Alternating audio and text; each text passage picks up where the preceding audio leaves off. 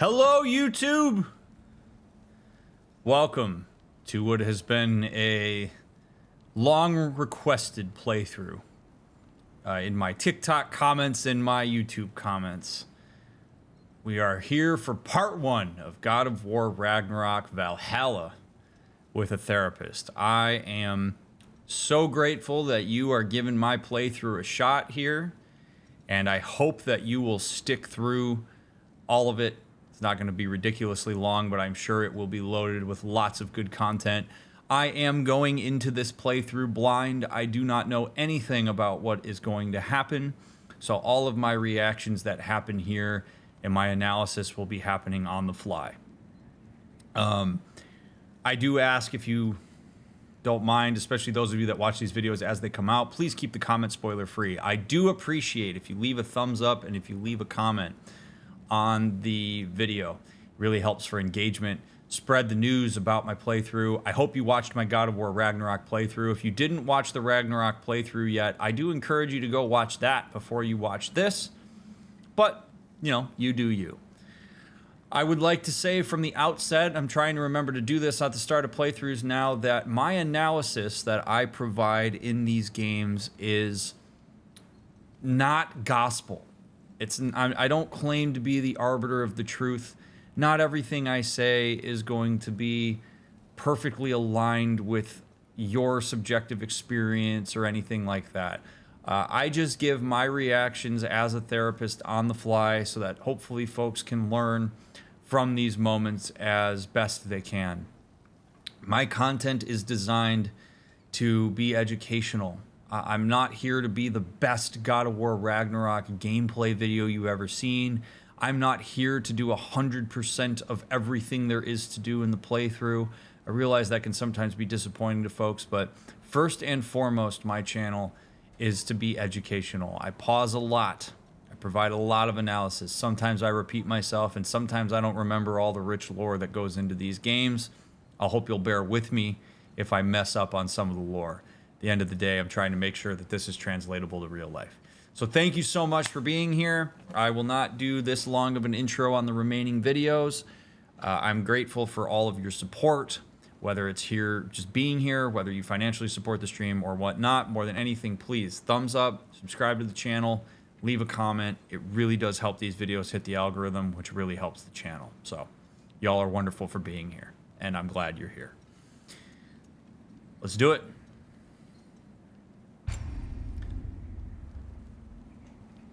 Following content is meant to be experienced after the completion of God of War Ragnarok and will contain spoilers. Do you wish to proceed? Yeah. Difficulty. Show me will, show me resolve, show me courage, show me prowess, show me mastery. I am going to do show me courage for this.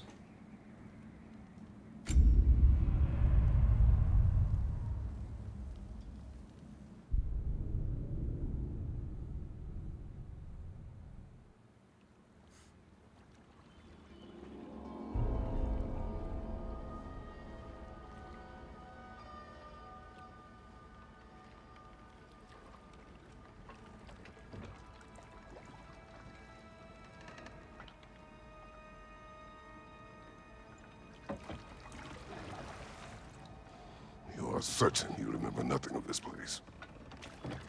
Oh, nothing that would help us. Tell me, brother, why exactly are we doing this? The invitation. No. Oh, that's comforting. Just me and Mimir, huh?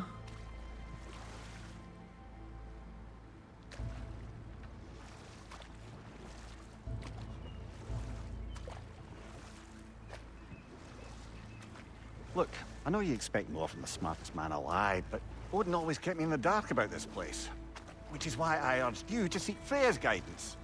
Repeatedly. She does not seem eager to speak with me. Well, quite the opposite, brother.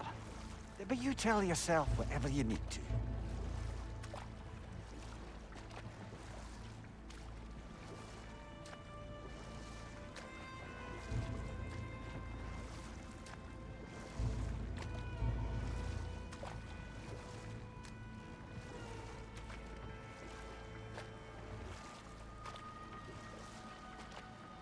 I see a shore ahead.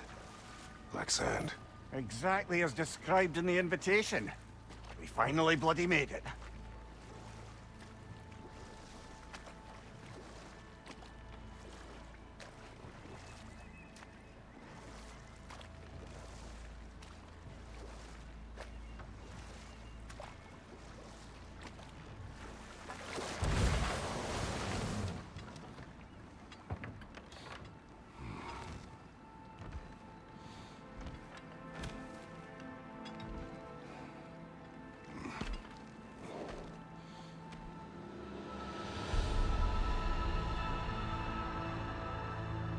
Something is happening.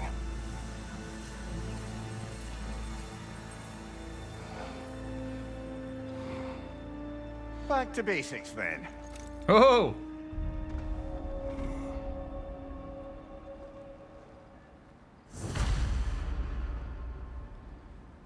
I lost my armor.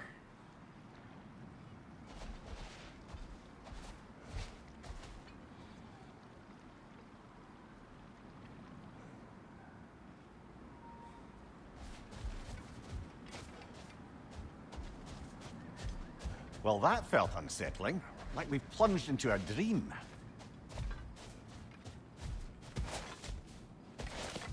Oh my god, I gotta remember the controls.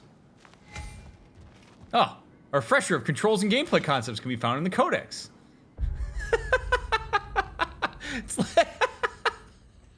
It's like they knew people were gonna have my experience. Oh god, okay. Oh, jeez.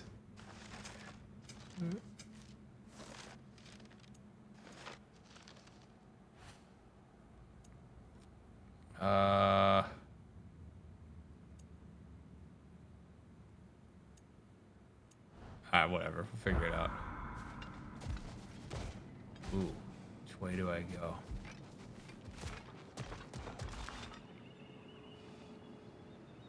Some Valkyrie statues.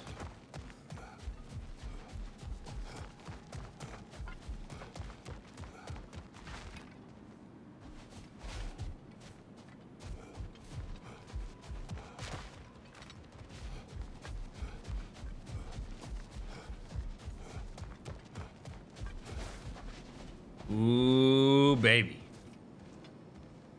Doesn't seem anyone's here to welcome us. This is not what I anticipated the gates of Valhalla would look like. If we're even in Valhalla right now. Locked. I don't suppose you'll take that as our cue to turn around and leave? We never do. Reatha Sialfur, Sinum Hautum. To be one's own master. Master thyself. A more poetic way of putting it, but yes.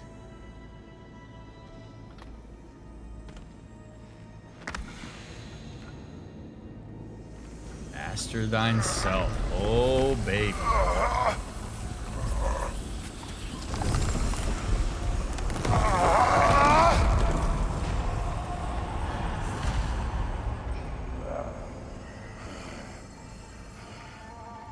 Something is wrong. I feel weaker. Valhalla may not appreciate our breaking in.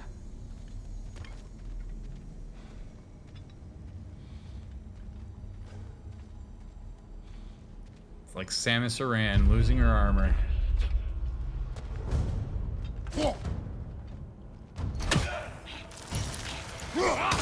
Oh god. Okay.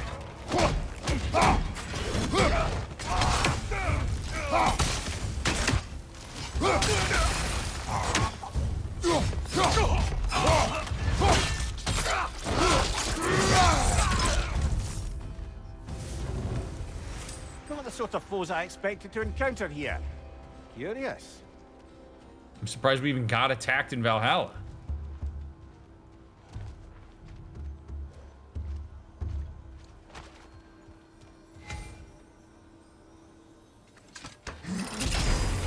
Seems it's the way of this place to offer you a choice. Path of the Axe. Or Path of the Spear. Drastically increase the power of Frozen Spike and Frozen Land skills. Drastically increase the power of Spear Throw and Spear Drill. I'd like to use my spear.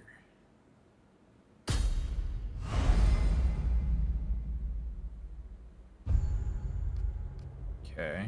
Weapon glyph. So aim and press R1 to throw a drop near spear, which will impale. Okay. Each chest has a floating symbol indicates the type of reward inside. Press L3 to view the symbols overview. Oh boy. I'll just commit all that to memory real You're quick. not going in completely hobbled. My shield will not open. My shield will not open. Interesting.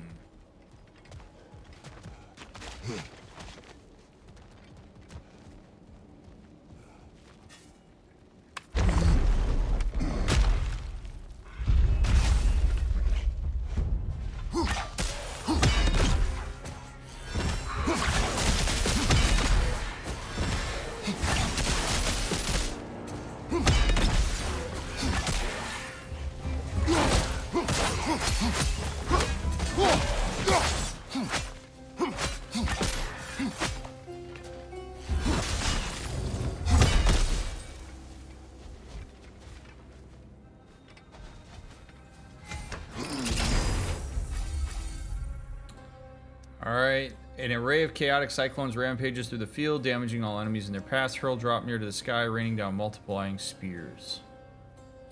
Let's do that. Yeah, let's do that. That seems cool.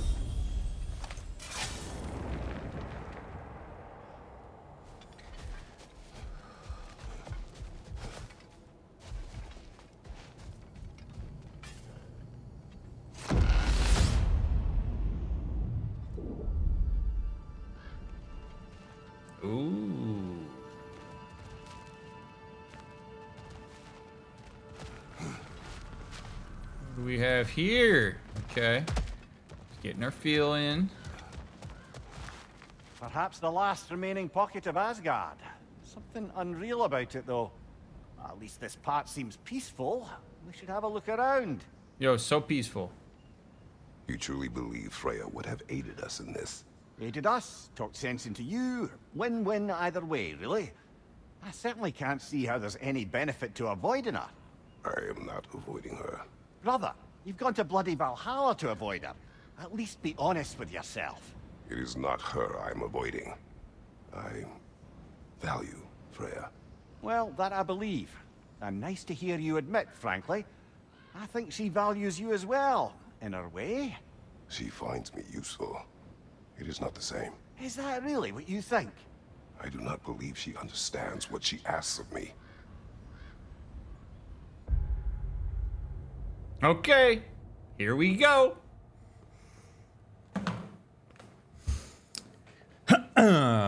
We are going to lay a nice foundation for...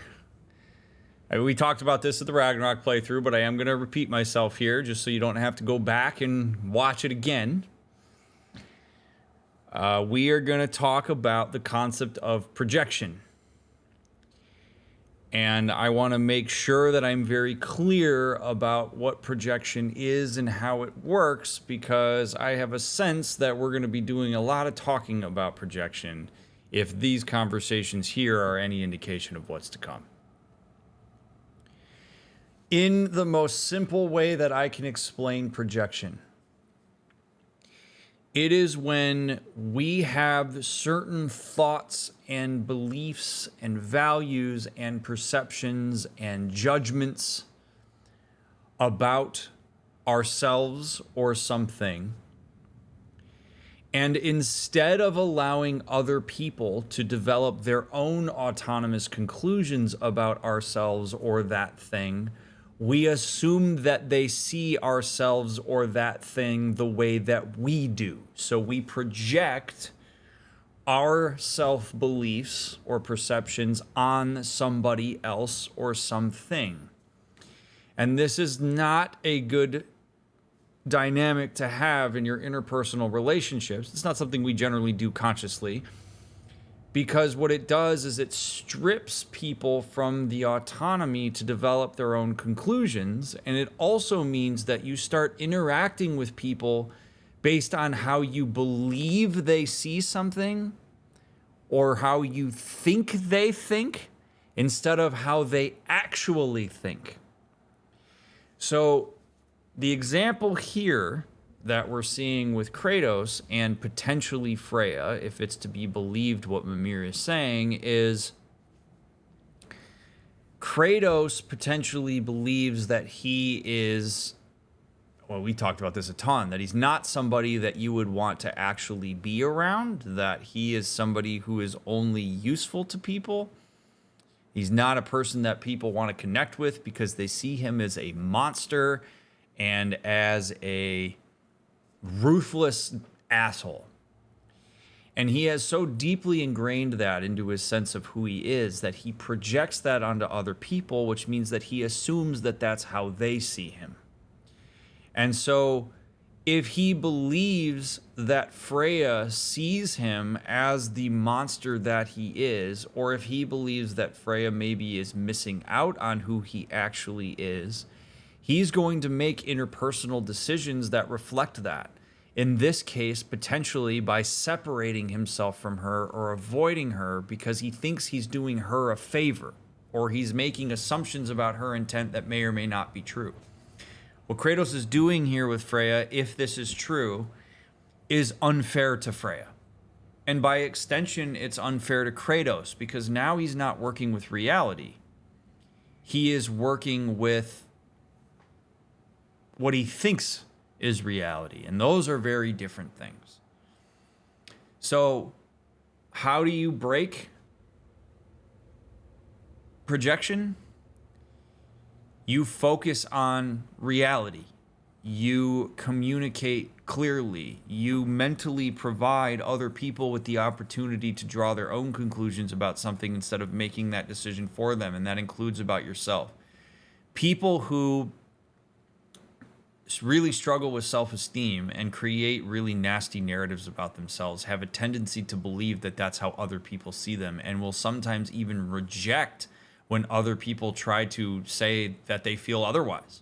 Like if you're a person who believes you're a burden and you then assume that everybody else thinks you're a burden, if somebody tries to tell you that they want to hang out with you, you may say no because you're worried that you're burdening them by spending time with them, which is you making a decision for them. So it's stripping them of that ability to draw their own conclusion about you.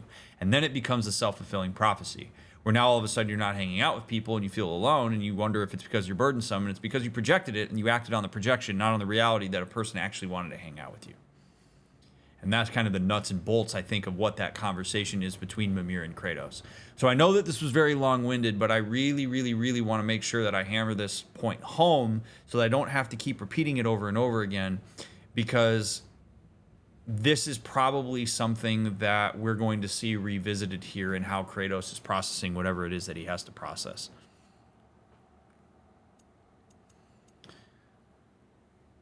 Okay.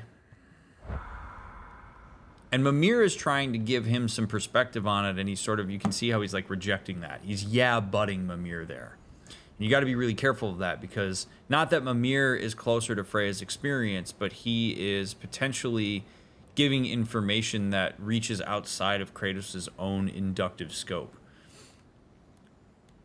And in that way, I think Mimir is a bit useful here.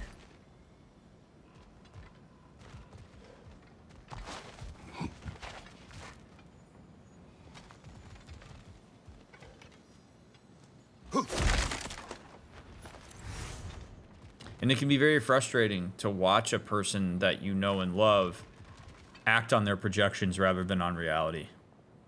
So Mimir's kind of frustration with that, being like, dude, you literally came all the way to Valhalla to avoid her, may in some ways be a reflection of that.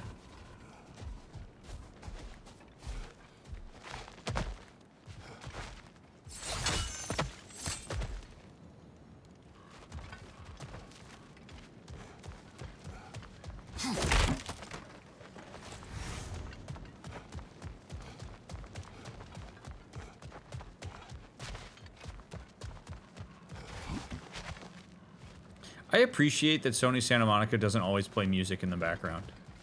Like, I really like that they kind of give you a chance to just, like...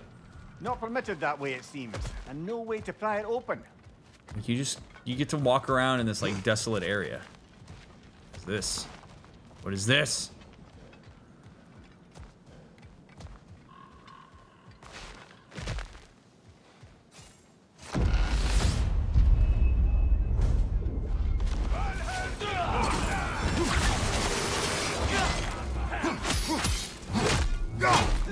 Right side, brother!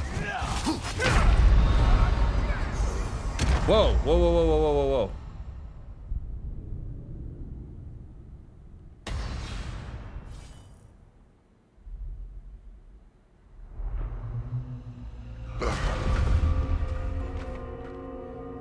We're back outside.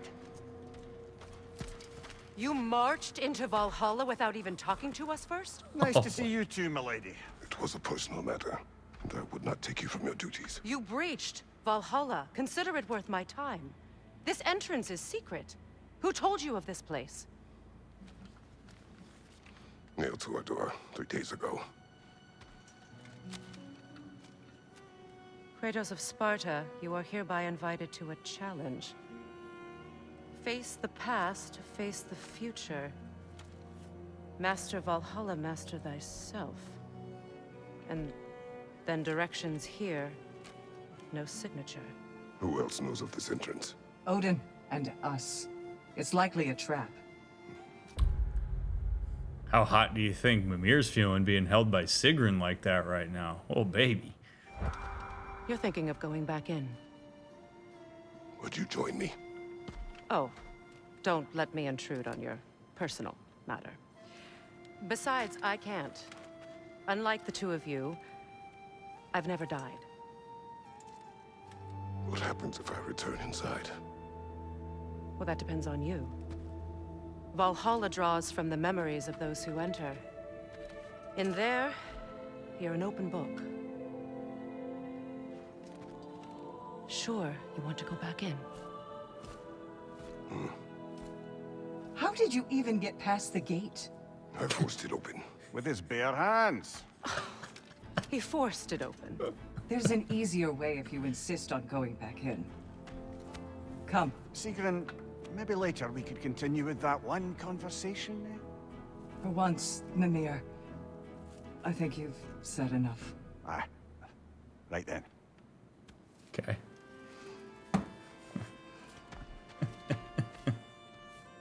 And the other matter we discussed? You're still thinking, I take it?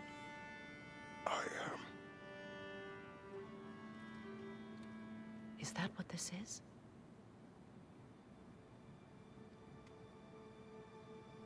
Guess I'll let you think, then.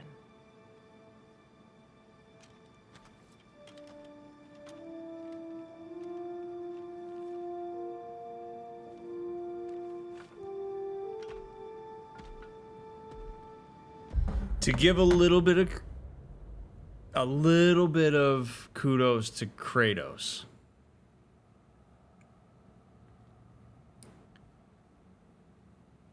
It's being very clearly communicated to us that what Valhalla is going to be for Kratos is a lot of self-reflection.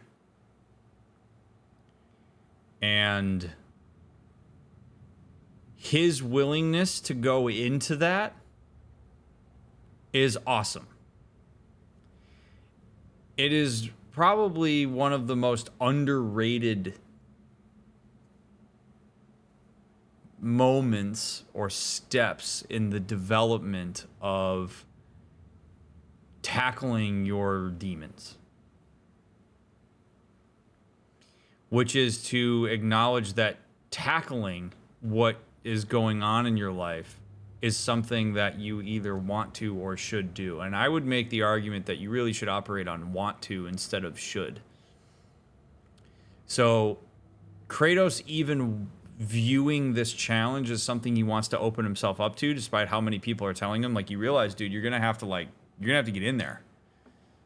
it speaks to his development as a character and his reflection on where he is now versus where he was many years ago. And that is something that deserves a lot of praise. All right, gentlemen. Let's send you in properly prepared this time. First, Valhalla requires you to perform the ritual of selection.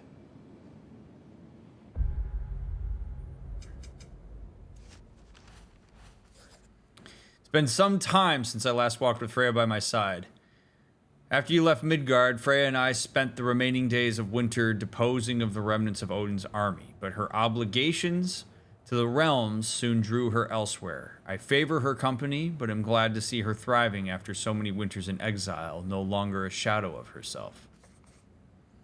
I am grateful for Mimir's company, never more so than now. Without you, he's writing to Atreus, for those who don't know, nor Freya by my side, it is hard to imagine that I have not known him my whole life. The time I wandered lost and alone after Greece, I think about how Mimir could have guided me then. Had I known him, helped me see past my madness and despair. I hope he knows how much I value my friendship with the smartest man alive. You should tell him, Kratos. We'll get there.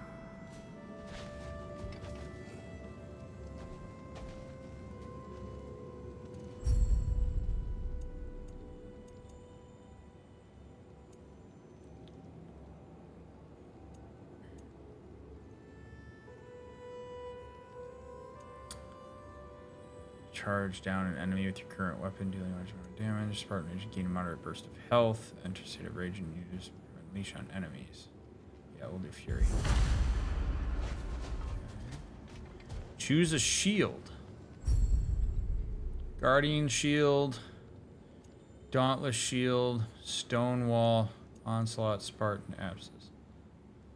Form of Guardian Shield with much smaller parry window but stronger special counterattacks.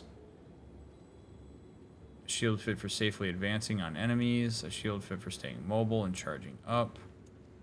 Absorbing attacks and striking back. High risk, high reward parries. Shield fit for balance with defensive options. Let's go stone. Good. Now, let my sisters speak to you of Valhalla's rules and its values. Please, Kratos, speak with my sisters before you venture back in. Okay.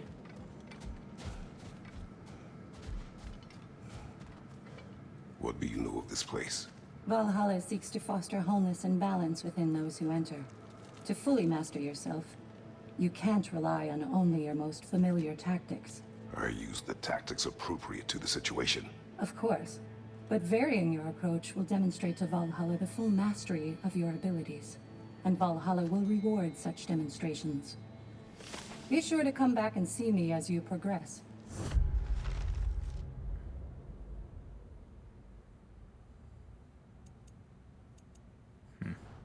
Okay. What have you to say?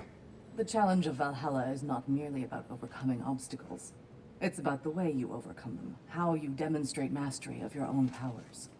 We can guide you down a path, but Valhalla will be the judge of your progress. Return to me when you've met a goal, and we will observe the effects. Okay. Step up to the gate when you're ready to proceed, and we can begin the ceremony.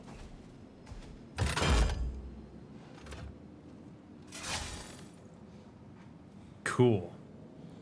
And I'm sure Kratos is thinking this is going to be all just... I am ready. Air, Gunnar, with me.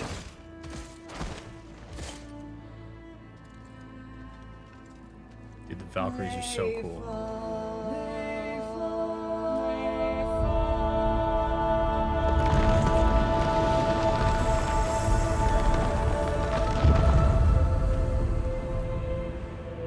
Now you can enter Valhalla by this gate, without suffering the penalty of breaching.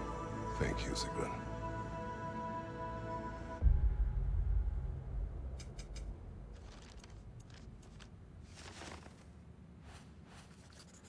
Yr's abilities as a healer were first described by Mimir all those winters ago on our journey to scatter your mother's ashes. But but it was not until the aftermath of Ragnarok that I saw how important they would become. When you fell, it was Ir who stayed by your side, healing your wounds and keeping me calm, a feat possibly more impressive than the care she gave you. I owe her a great debt. Gunnar. It speaks well of Gunnar's abilities in battle that she could be first on the scene, as Mimir once described her, and still be one of the last shield maidens left standing after Ragnarok.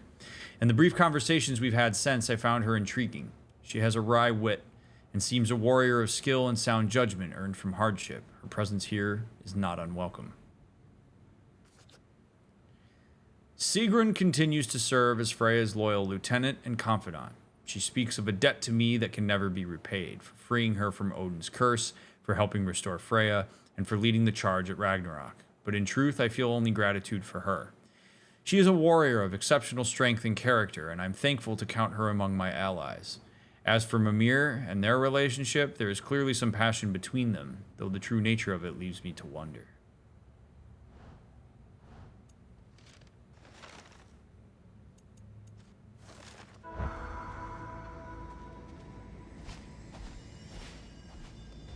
What's up? Okay. A little more equipped this time. Valgrind.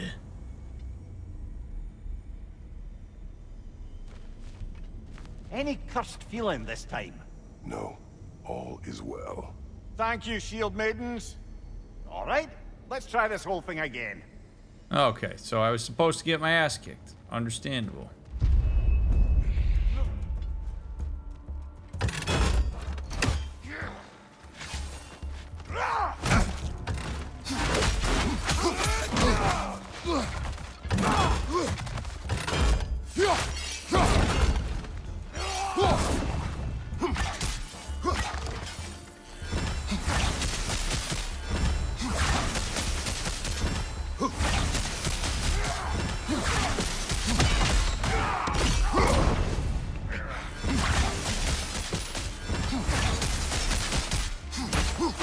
Right side, brother!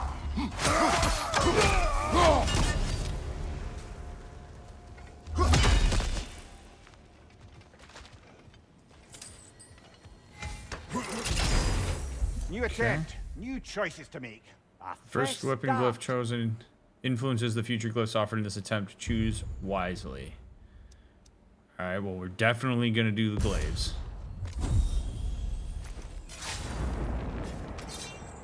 Y'all know where I'm at with those. Ain't changed since Ragnarok.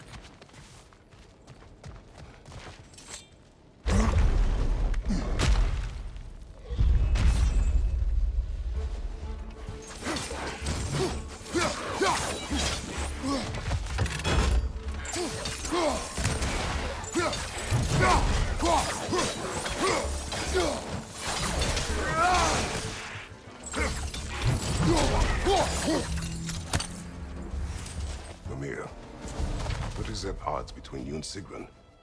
Did you anger her? I wouldn't say she's angry with me. Irritated, perhaps. Disappointed, certainly. But you needn't worry yourself, brother. I won't let it distract from whatever it is we're doing here.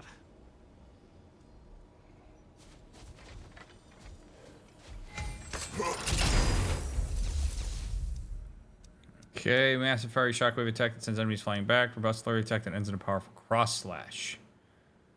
Rampage of the Furies. Let's go. Okay. Good.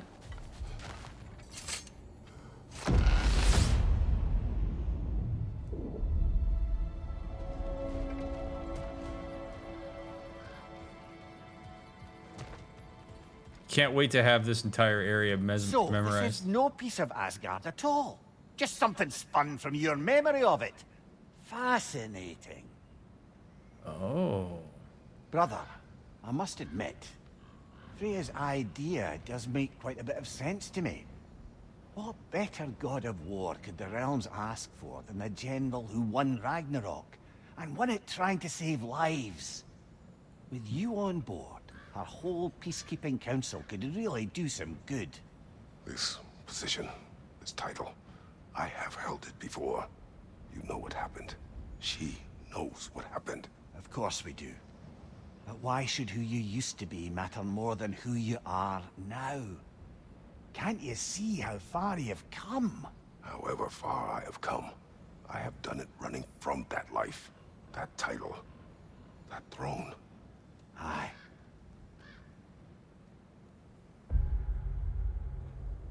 I guess we're just going to do a lot of analysis from the edge of this cliff.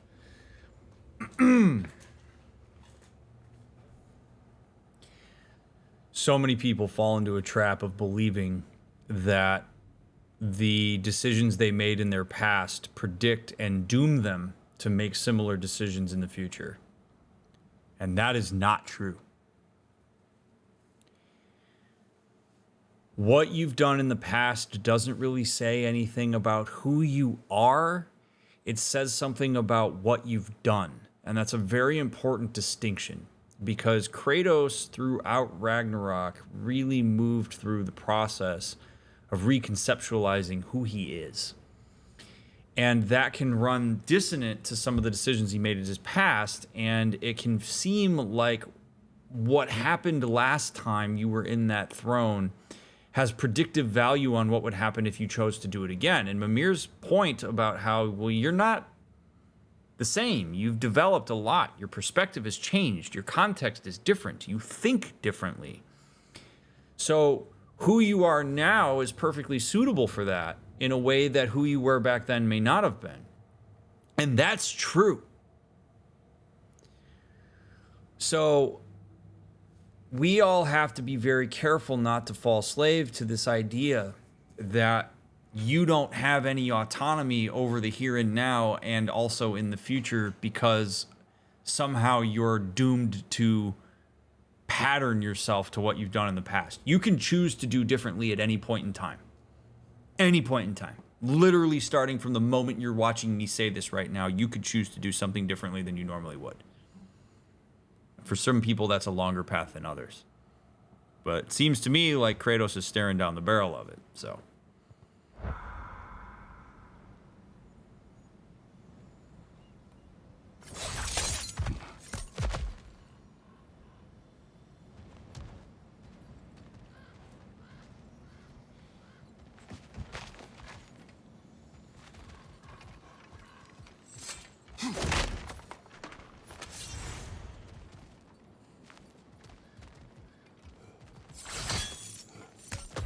Go up here last time. I'm gonna go up here this time and see what's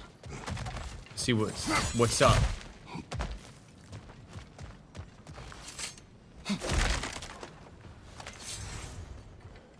Ooh.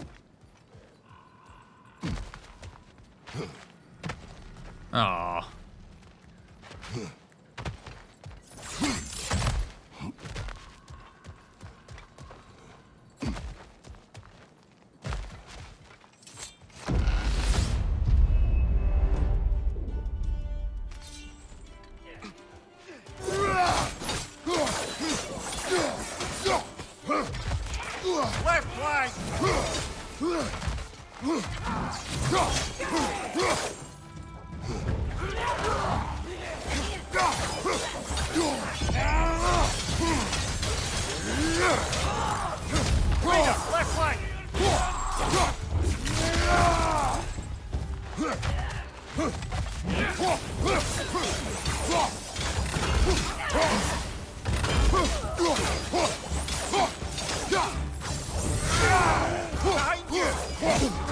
Oh, I thought I blocked that. Whoa!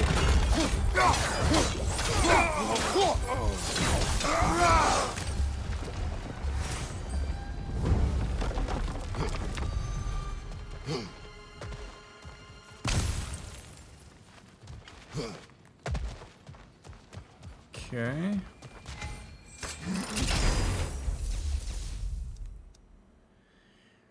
Repeatedly slam both blades into the ground to spark explosions all around. Powerful slam attack that rains down fire in a wide arc. Yeah, let's do that. Okay. Can we factor that Kratos may have developed a degree of trauma and that's why he has to run away from the title, if it makes sense? His trauma doesn't have anything to do with whether he should make the decision to run away from that title.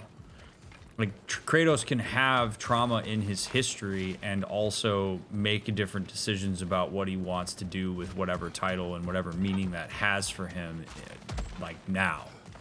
Trauma does certainly have a way of affecting the narratives that we have about certain things going forward, like, and it is something that we have to take into account. But the reality is that, like, just because Kratos has trauma around that circumstance, it doesn't have any more predictive value about what he would be like if he took that title again, if he wanted it, than if he didn't have the trauma. Again, it's really common for us to believe that we are all supposed to follow certain patterns, that the things that happen to us are part of our personality profile, when in reality, you could choose to do things completely differently than you normally would in so many countless ways. Immediately.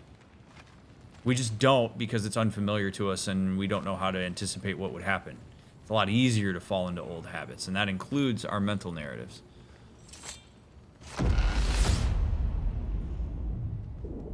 I could do without the white screen. I suppose this is about how you remember Jotunheim, eh? I do agree with you about Freya's council. It is a noble idea. It should succeed on her merits. How's that, brother? Freya is known to the realms and native to them, respected by all, an experienced leader. Experienced enough to know that a shared power is best for the people. That she would share power proves she is worthy to wield it. Even so, why make her wield it alone? Without Odin, the realms have a chance to forge a new peace. When conflicts do arise and can't be talked through, a god of war ensures those conflicts have rules and enforces them. They need might and judgment and credibility across the realms. Who else would she pick, brother? Yeah, his aversion to that, Kratos' aversion to the title of God of War, is understandable, but is indeed misplaced, and is rooted in Kratos' self-image and the false belief that who he was is who he is now. He has made the mistake of associating the title of God of War and the position with the actions that he engages in within that role. The title doesn't do anything other than grant him certain power and privileges. But the title is not going to change his behavior if he doesn't allow it to. Ultimately, the only way that Kratos becomes a horrible, wrathful, ruthless asshole as the God of War is if he makes those similar decisions. It's if he chooses to be. It's if he takes the actions that go in that direction. So his aversion to taking that on really is part of this, again, idea that people see him as this terrible, horrible, no good, very bad thing, when in reality, there's no doubt that people's perceptions of him have changed based on the actions that he's taken over the last several years. The dude ended Ragnarok. He was a champion of the people in his own way, and people are coming to appreciate that, and so is Freya. People he respects also respect him. He's used to being feared, not necessarily respected in the ideal way. I mean, fear is a form of respect, but he's not used to being revered. And so he's having to deal with all this dissonance around what it's like to actually have people want him around and believe in him and see him as capable of being a champion of the people, which deep down, I think he wants to be. There is a soft spot there. It's just way down there. Mimir can see it. Some others can see it. Kratos having a hard time getting there because it requires an entire reconceptualization of who he is and who he is vis-a-vis his choices. That's a lot to take on. But it is something that all of us, I think, reckon with as we get older and kind of reflect on our past and what we want to do going forward.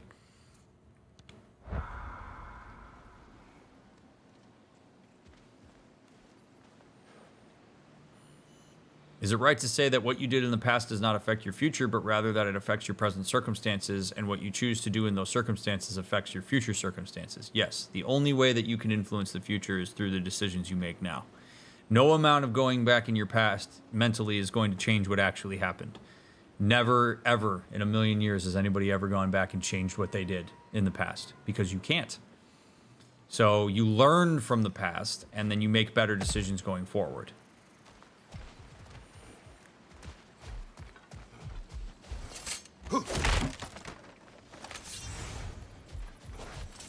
Seems there's a way at hand to bargain with Valhalla directly. Glyphs purchased at the Tablet of Endeavor will be lost at the end of an attempt. Acquired runic attack glyphs can be upgraded for this attempt. Press square to retain your progress in Valhalla and exit to the main menu. Interesting. Immediately restores a moderate amount of Kratos' health.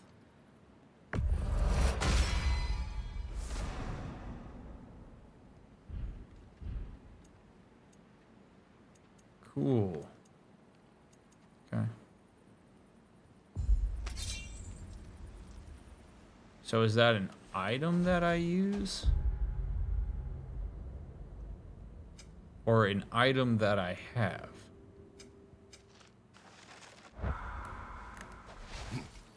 Guess we'll find out.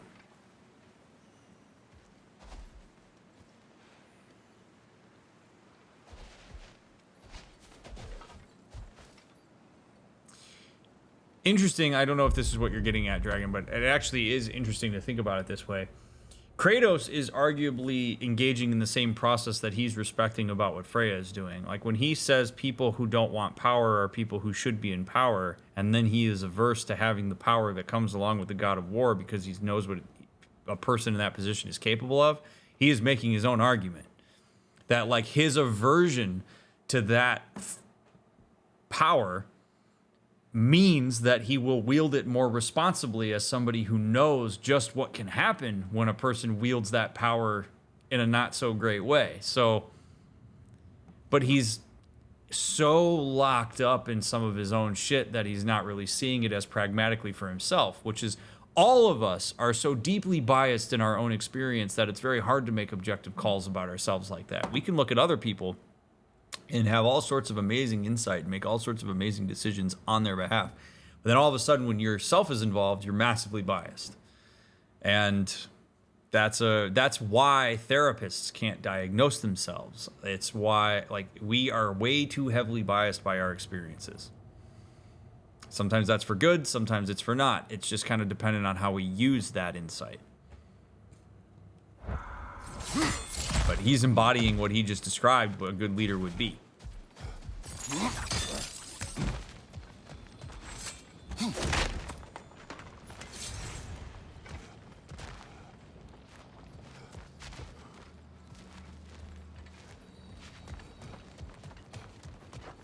By the way, before I walk through this door, I just want to say I appreciate all of you being here. Those of you that are watching this on YouTube, thanks so much for being here. Those of you here that are live with me on Twitch, I'm grateful to have you along for the ride while we go through this. Please leave a thumbs up if you haven't already. It's so nice to be back in this world, so I hope you're enjoying it too. I know we've got plenty more to come here. Plenty more white screens, apparently, too. These guys. Oh my god.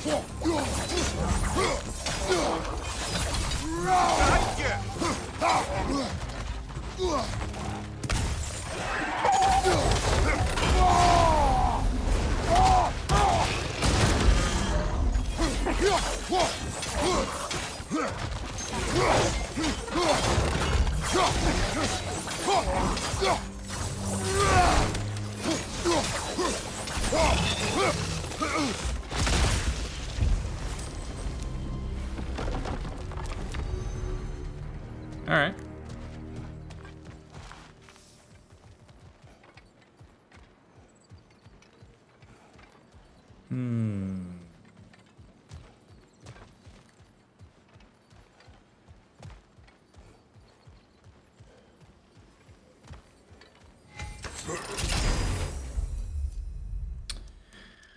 Holding L1 for several seconds will trigger a high stun explosion on the next successful block or double attack. While blocking, take less damage from unblockable attacks and attacks from behind. I would like that.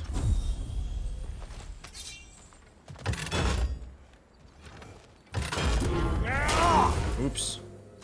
I always forget that I can actually attack people with my shield.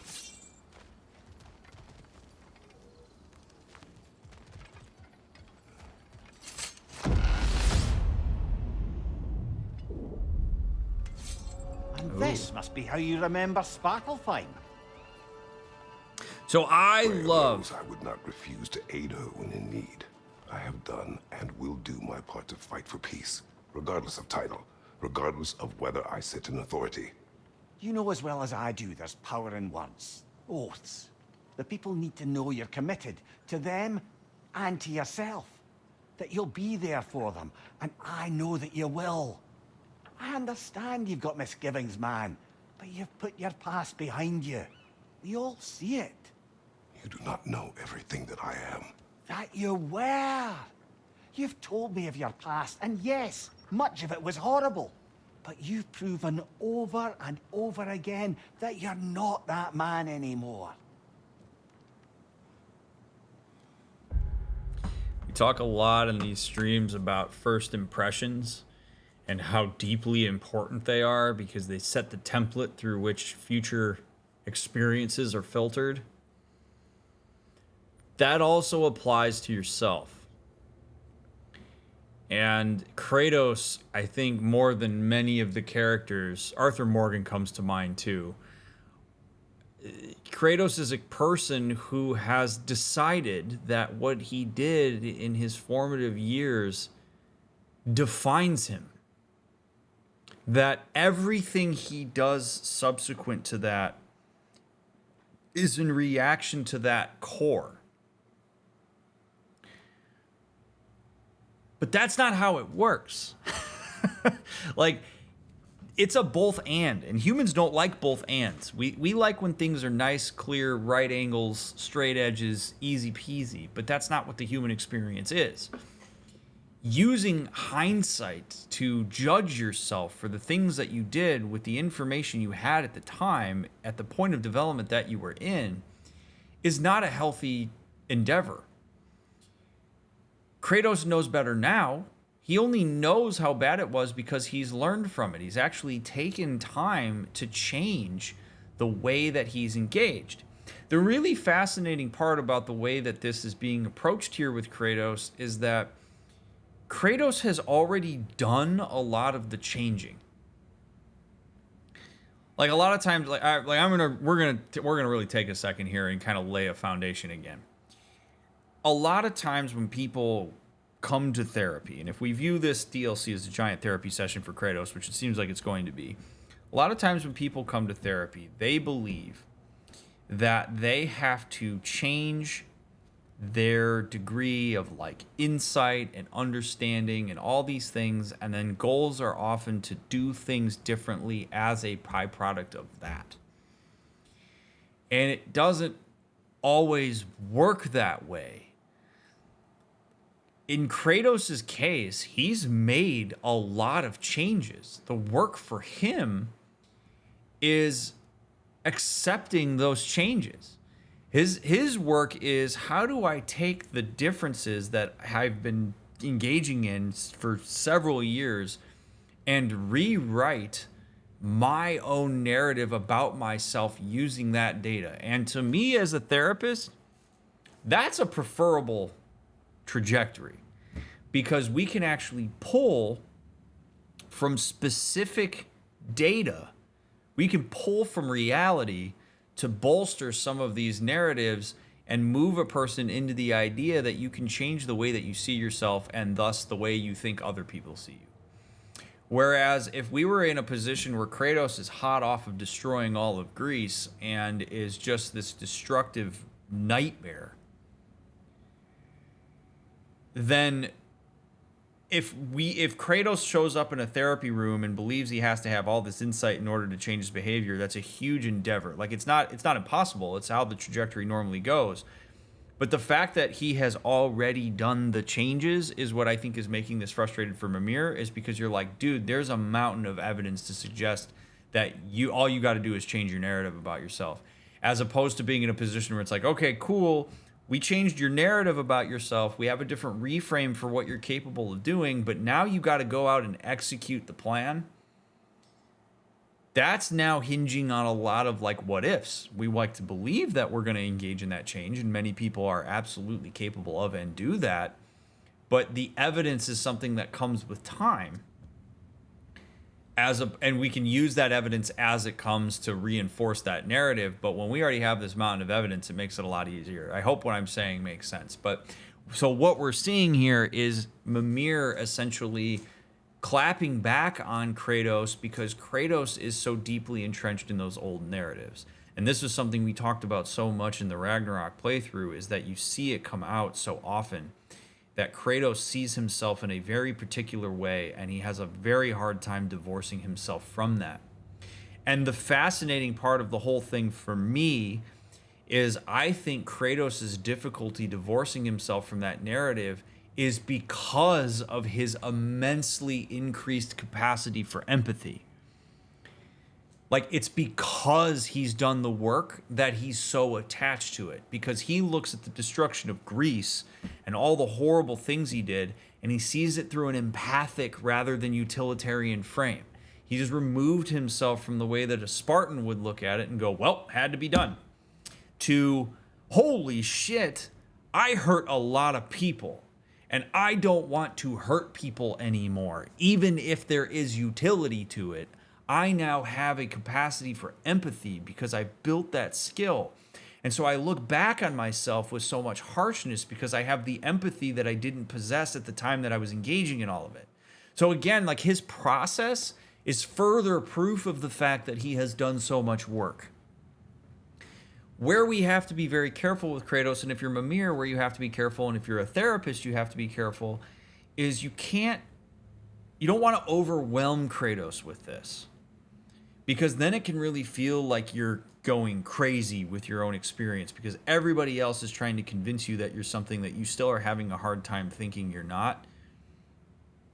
So you gotta work with Kratos on that. Like, ask questions about his perspective, ask how he's drawn that conclusion, ask him if there's anything that's happened that might challenge that. Like, have it be a bit more of a conversation rather than just constantly being like, no, you're wrong, you're this now, da da da da da da da. That's not really gonna work. And that's gonna cause him to sort of push back more. It's really fascinating stuff. Really is. So in a strange way, doing all this work has made his narrative of being a monster even stronger than it already was. To an extent, yes. Because he's really recognizing the impact of the actions. The closest analog that I can make for this in real life, by the way, is when you are talking with somebody who is diagnosed with bipolar disorder, and they go through a really intense manic phase that causes a lot of destruction, and then they kind of move out of the manic phase into depression, and then they start to engage more with the reality of what the impact of their mania was. Because like when a person's generally very manic, they're not thinking as much about the impact of all of that because it's just so intense and gregarious. And then all of a sudden you start kind of going back toward like baseline to depression, and you start having a bit more empathy for the impact that that had both on yourself and on others. And then as you gain more insight into the destructiveness and how hurtful that was to people, it becomes more depressing because you're having to really confront the reality of it. That's kind of what Kratos is going through here. Where it's like, yeah, I mean, I knew it was not great when I was going through it, but now that I think about the actual impact, like, wow, I hurt people that had kids, and I love my kid, and I'd do anything for my kid, and I came through in a blaze of glory and just destroyed Greece and all this stuff. Like, now all of a sudden you're just dripping with empathy for all this stuff, and he goes, this is even worse than I thought. And if he doesn't have anybody there to intercept him, that can be really destructive. That can be a really horrible vortex because he gets sucked into the past and all the implications of that, and his empathy just drags him into this horrible state of mind, where instead we would try to help him understand what I'm talking about here, which is, hey, Kratos, I just want to take a second and I want to appreciate something. The very fact that you are empathizing with the people that were impacted by your actions in the past in the way that you are is a reflection of your development as a person. No amount of anything is ever going to bring those people back. Nothing is going to put Greece back the way that it was before you destroyed it. Nothing is ever going to change any of that stuff. But your immense amount of empathy for those people is something that we should channel into how you want to act going forward. Who do you want to be now? What decisions do you want to make now? Because now you have the ability to have foresight into some of your actions that might have a really negative impact on people, rather than just reacting to the environment. So I see this as a reflection of your growth. And that might be difficult to hear. It might not make a lot of sense because you're still feeling the emotion of all of that. You're not as cut off from it anymore. But truly, your empathy for that is a reflection of the fact that you're in a better position now than you were back then. And we have to break him from this idea that he is destined to be what he was again when he has the power. Because as Mimir so beautifully continues to put it to Kratos, that's not who you are anymore. You have the capacity for it still. Absolutely. We're not going to be ignorant to that. But you are far more conscientious about your impact and the choices you make. And that's going to make a difference if you choose to take this again.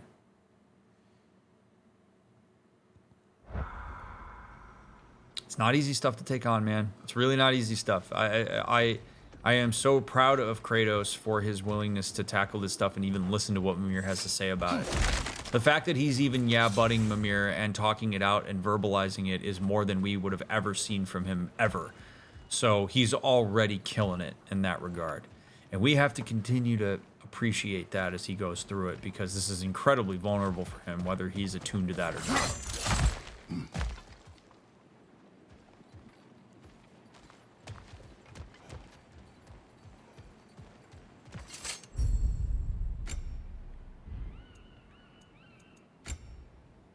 Oh, sold out. Immediately restores Kratos' rage, empowered rage. Oh, cool. And then I can upgrade. Oh, neat. All right. This is cool.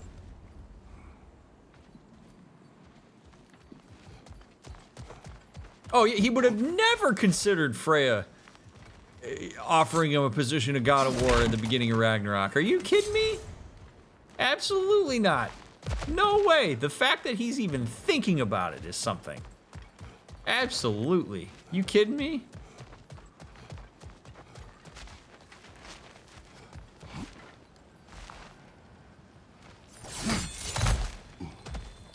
Atreus has really facilitated something special for him.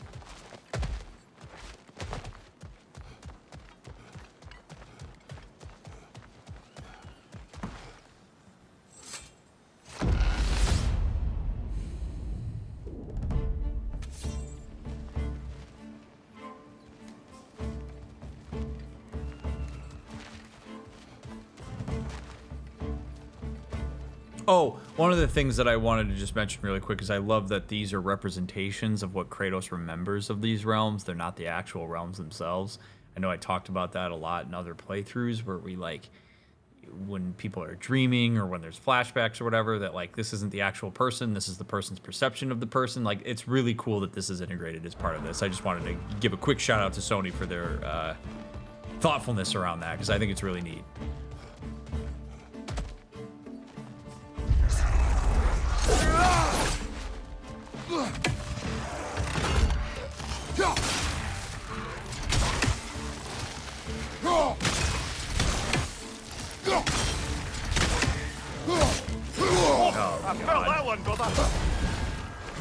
Oh, boy. All right.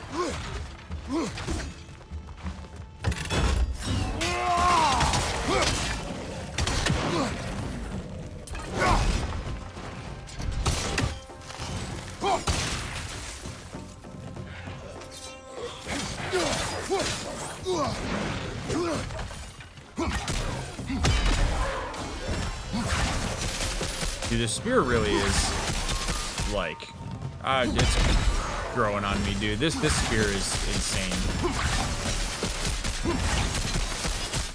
Just the damage over time. Oh boy. Behind you! Incoming!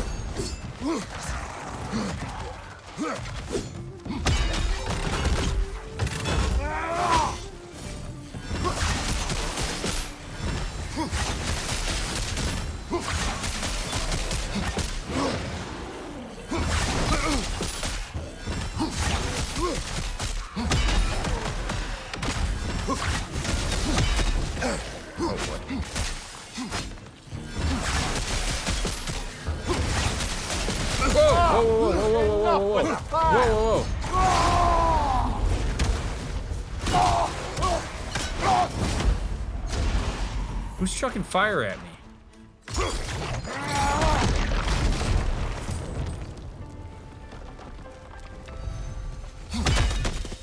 Shit.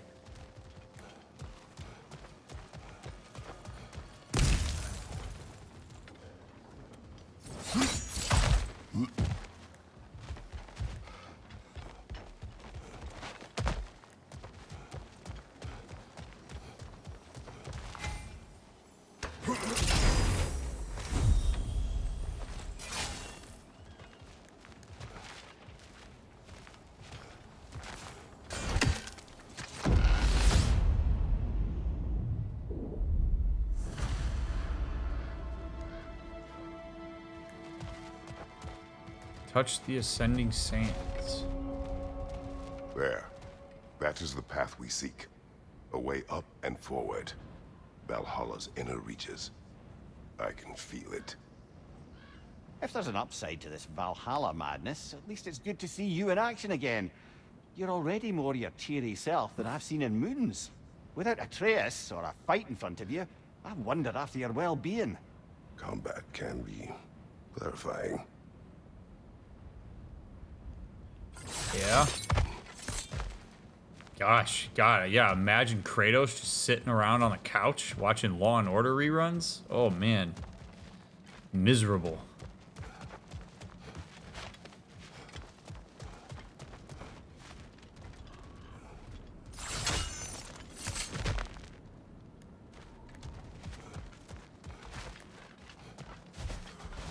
Maybe he should take up hockey. Yeah, dude, learn how to ice skate, Kratos. Go be a fourth line goon. Ooh.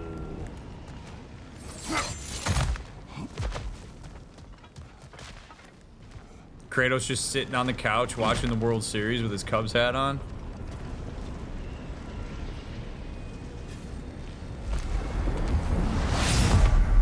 Oh, baby. What is this? Oh, wow. You recognize your old seat, don't you? Kratos. I have not forgotten the debt I owe you. Is that Tyr? It sounds like Tyr. Do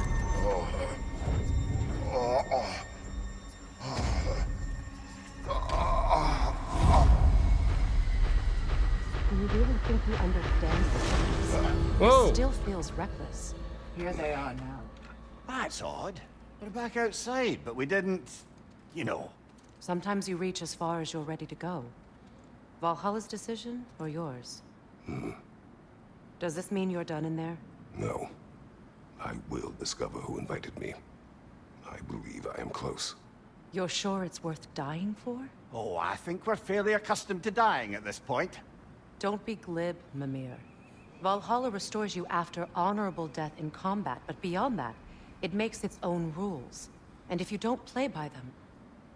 Kratos, the threat of death in there is real. That is good to know. If by good, you mean wildly disconcerting. I do wish you luck. Truly. I don't need luck.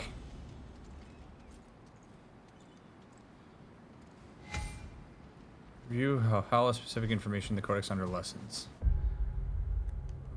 Interesting. Okay. Yeah, no, the general rule, chat, is do not answer my questions unless I specifically say, hey, chat, You can answer this. It's okay. If you're not sure whether you should answer something, you should assume I'm asking rhetorical questions.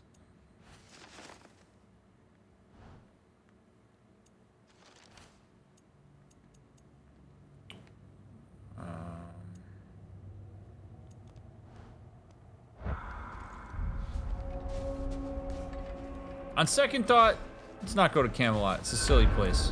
All right. Start another attempt when ready. Interesting. So it doesn't have to...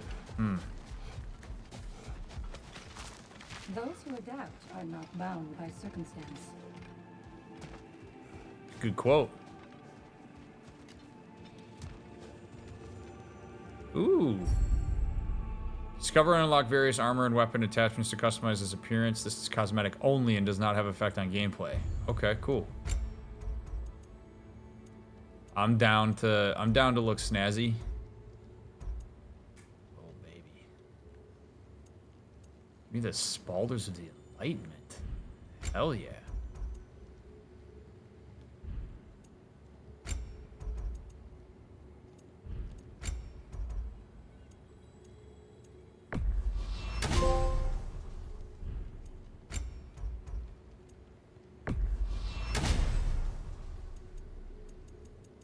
Oh, look at all this. Are you kidding me? Holy shit.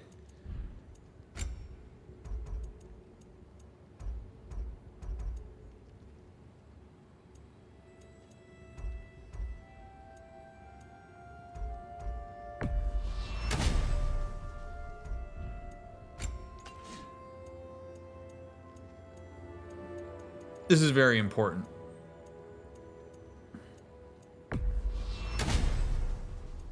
Gotta get the right knob. Actually, that's the right.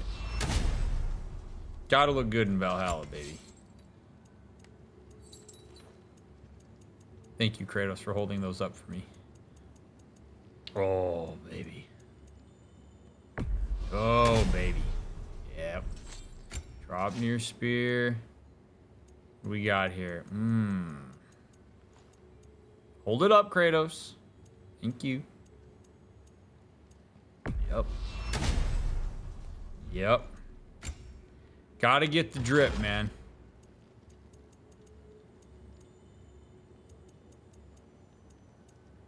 We're gonna go, I wanna go clean. Aggravation. Yes, indeed. Yes, indeed. There we go. Oh, baby. Dress to impress. Let's see. Do these tasks, return here for rewards. Fair enough. Visit the labor marker to accept new labors and redeem completed ones for rewards. The marker offers tasks that are repeatable and cycle at random, so make sure you visit often. Okay. New labors. Glyph, laugh, love. Acquire glyphs from Valhalla. Okay. Glyph, laugh, love. Get out of here. Gross. Valhalla is a crucible. What will you become? I don't know. Now these would make a real and lasting difference. Upgrades here are unlocked are permanent. Increases Kratos' maximum health. I definitely want that. A durable improvement. Indeed. Yep, give me all the health.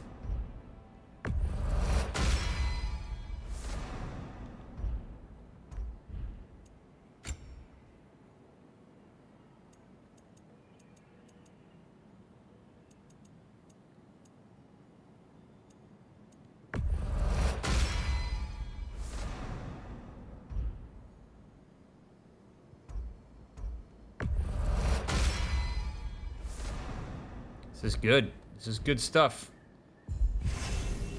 Yeah, buddy. Yeah, baby. Let's go.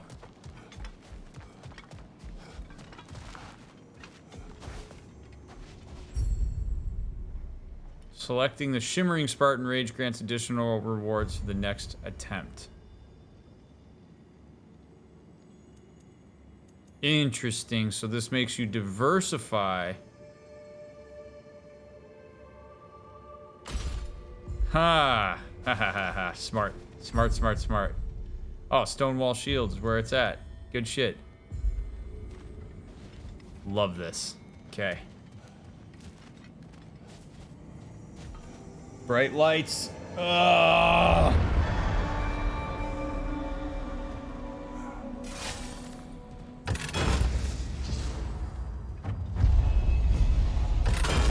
What do you got for me?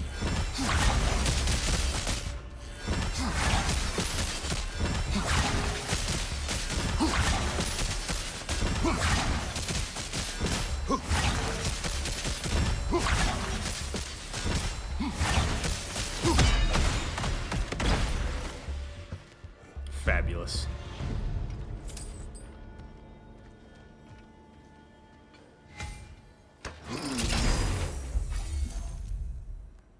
Drastically increases the power of rising wind skills.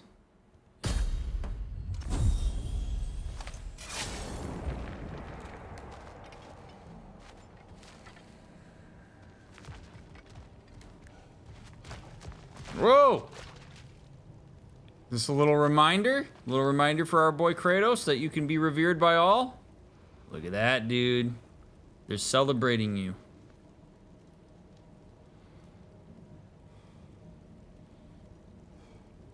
Oh, this is this is so good. I love this. Okay. This is the type of moment that I wish I had the opportunity to be at a person's side with as a therapist, to walk them through what it could mean for them.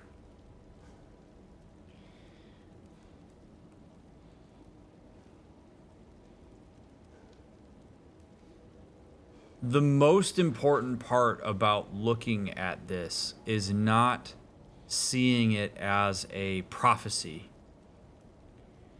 but seeing it as a possibility.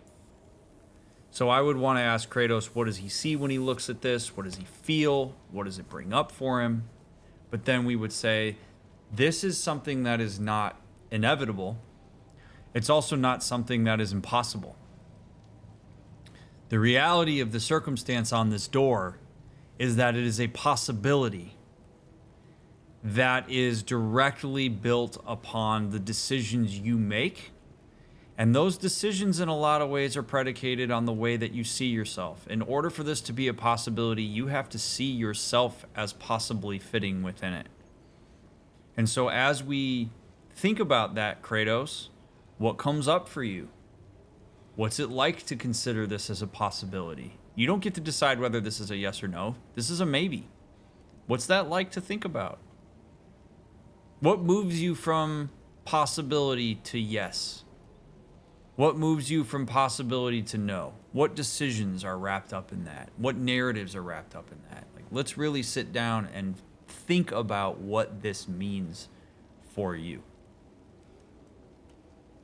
You get some really cool insight from conversations like that. But yeah, this is pulled from Kratos' mind theoretically, unless there's people planting stuff here. So I would not be surprised at all the idea that Kratos would be thinking about that door. But the whole prophecy thing is so deeply entrenched in so many people in this world that sort of strips them from their willingness to look at their accountability for the decisions they make, and that has always bothered me a bit about this game world, but I'm not going to go there right now.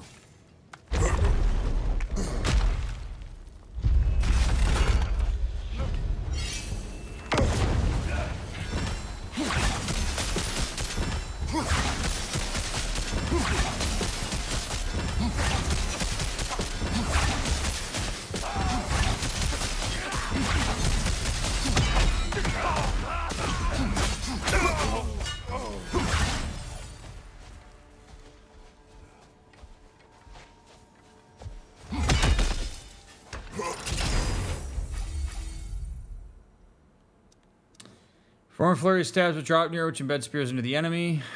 Repeated long-range wind slices that stagger enemies. Press R1 precisely while slashing. Let's do it.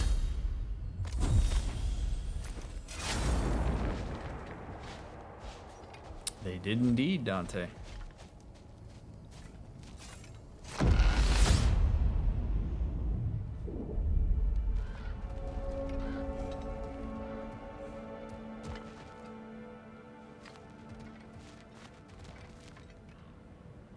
Oh, baby, look at that.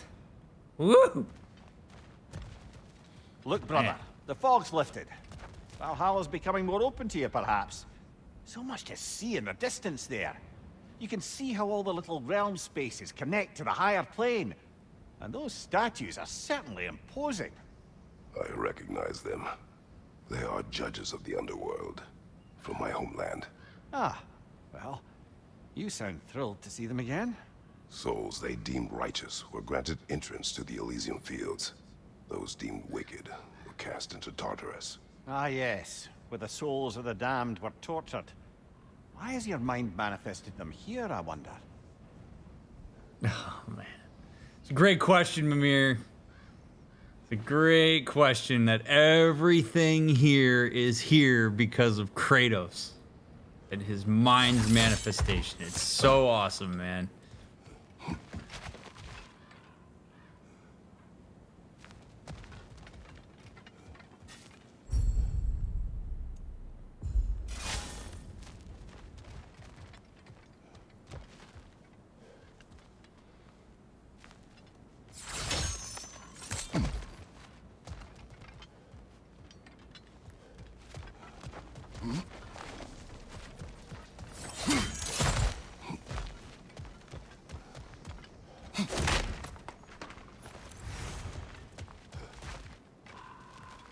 Loving this.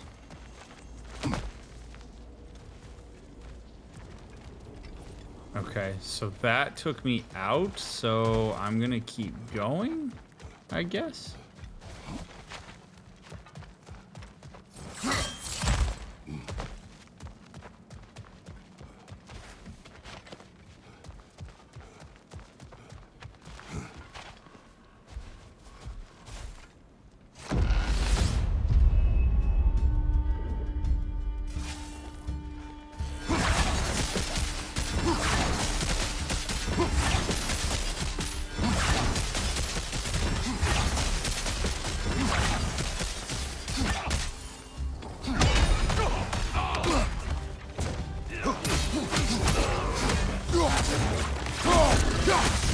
Left side, brother!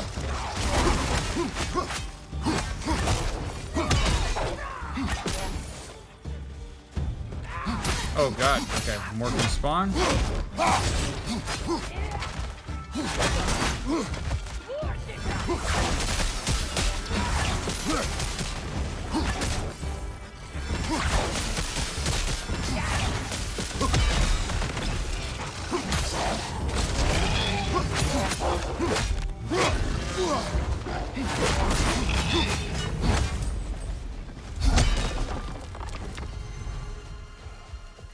Didn't even get hit. Hell yeah.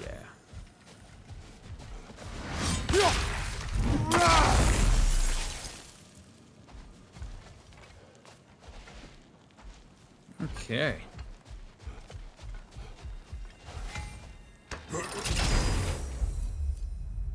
Melee attacks have a luck chance to critically strike, dealing a damaging explosion, or luck just increases in general. Let's just do the general increase.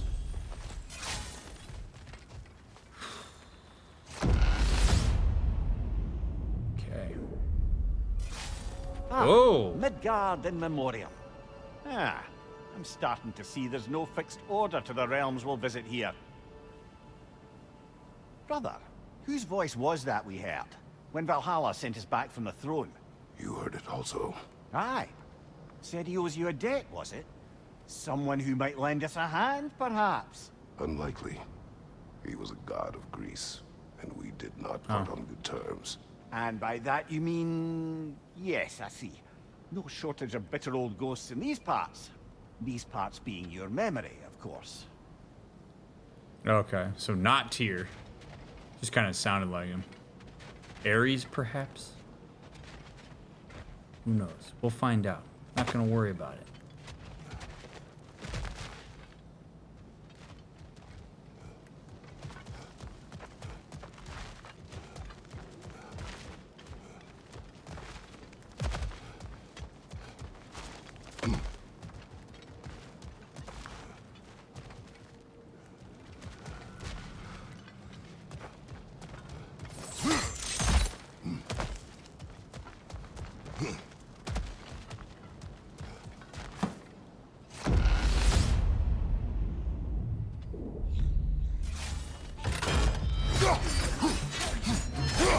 Okay, Ryan.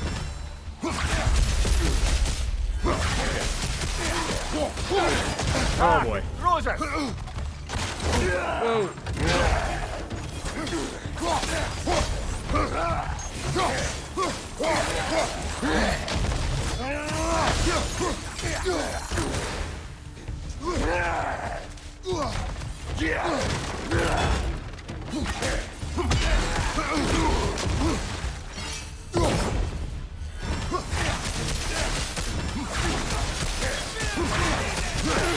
Whoa, whoa, whoa,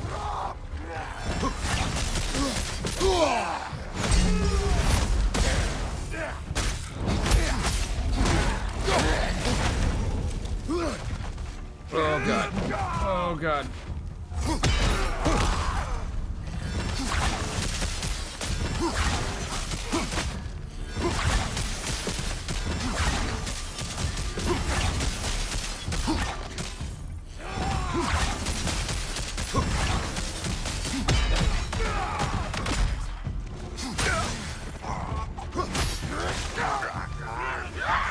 Whoa, alright, we got more. Oh, god damn it, dude.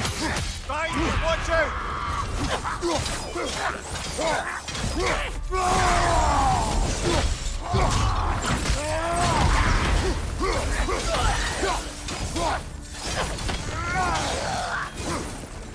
Woo, boy. Boy, howdy.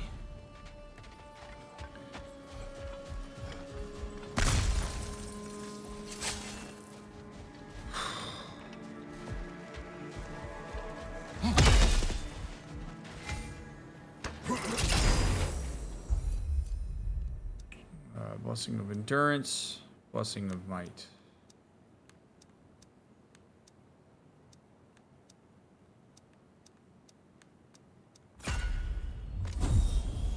Oh, baby. All right.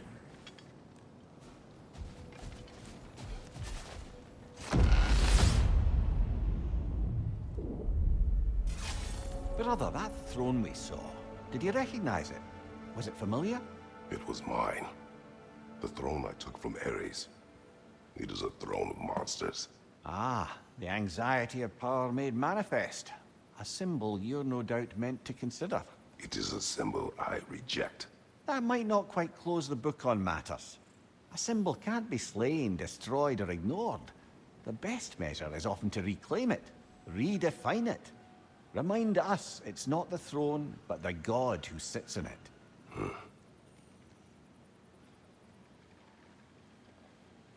I don't know that I have much to add to that. Well said, Mimir. I don't have to pause. Just what Mimir said.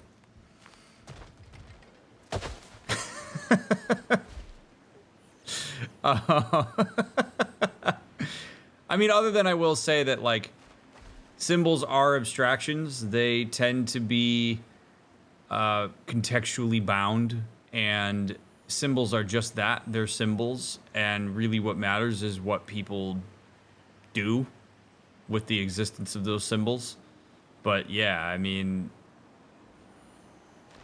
Mimir couldn't have put it any better than that, so I'm just gonna leave it at that. I'm happy to have him steal my thunder. I wanna figure out how to get past these, like, walls here.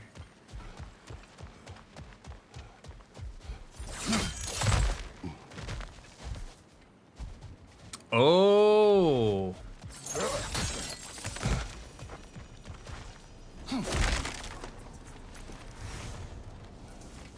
Okay, so now the question is, do I go through the door or do I go through the shimmer? This is a new shimmer. All right, let's see what happens. Defeating Valhalla's chosen will unlock the Ascending Sands. This is locked until we meet Valhalla's demands. Ah, okay. Cool. That's fine.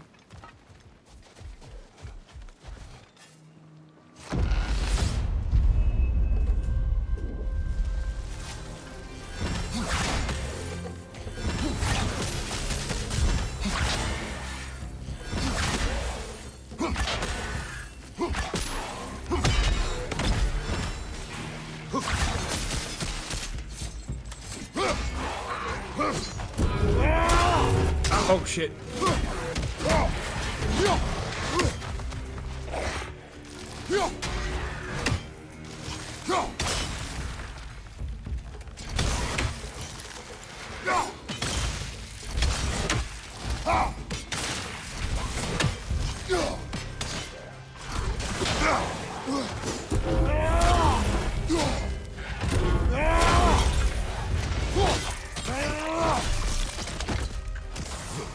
Oh boy.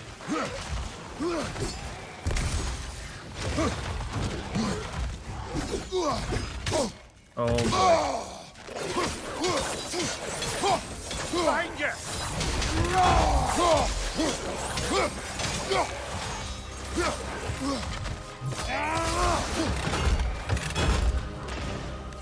Right side!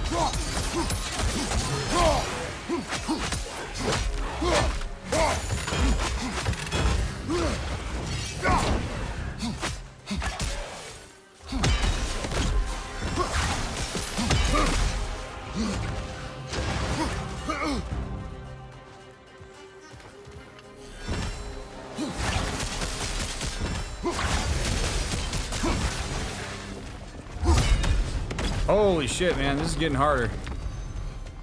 For sure, this is getting harder.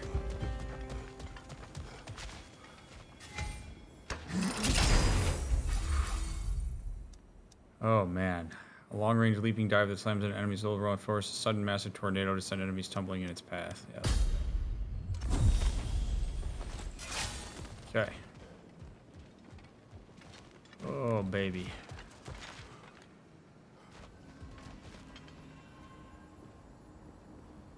Mimir's grown too. I still remember when he was anxiety interrupting of all Kratos and Atreus conversations. Yeah.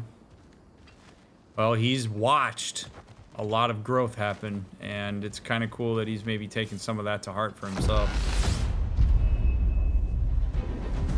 2 fights in a row now. Valhalla's demands are escalating. Oh boy. Oh boy. Kill it! All right? Oh god. Oh god. Oh god. Oh god. Step on it. Step on it, Kratos. No, step on it. No, step on the health! So close! God damn it, dude.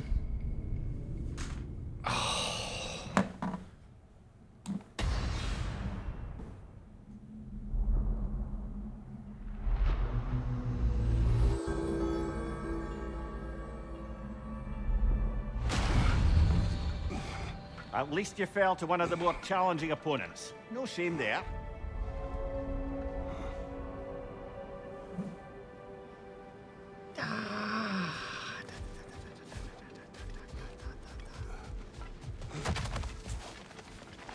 You must strike a balance between discipline and creativity. Okay. We did more things and more things to do. Check. Oh, look at that. New labors. Perform perfect parries with Dauntless Shield. Oh, God.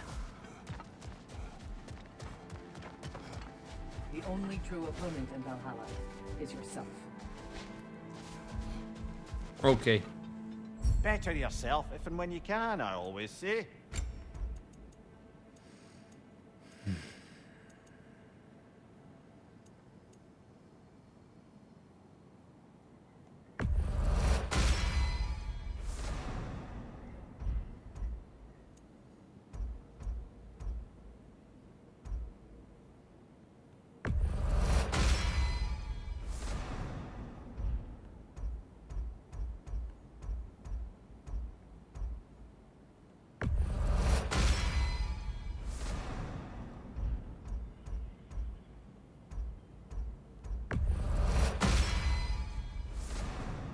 All right.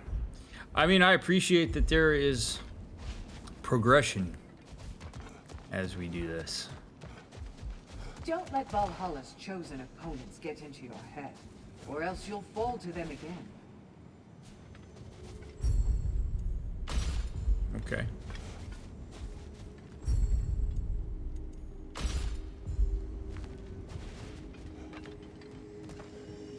Where is Freya? Away for the moment. As you know, she's attending to many things presently. Establishing a new governing body for the realms is no simple task.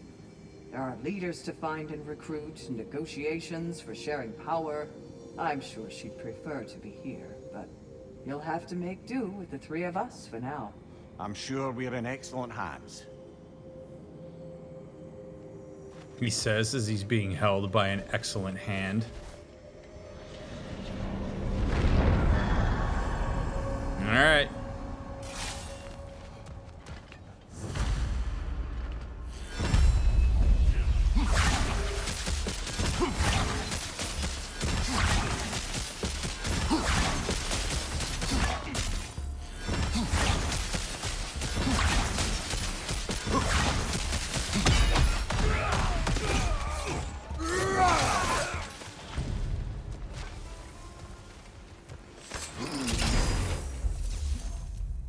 Okay, while wielding the blade, stun grabbing an enemy grants a gift of strength. Killing enemies with a frost awaken.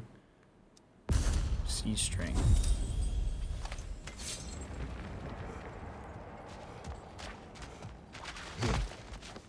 Okay. Back in. Let's go.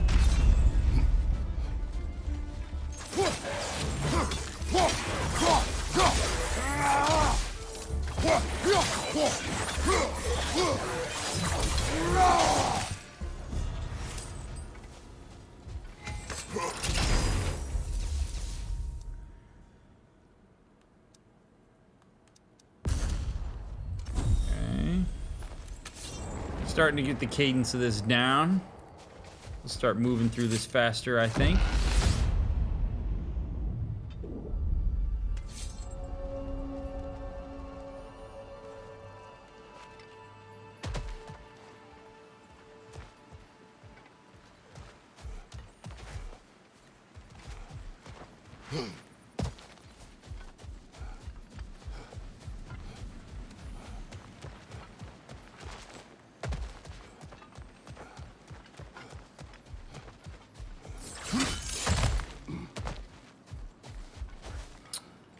What have we here?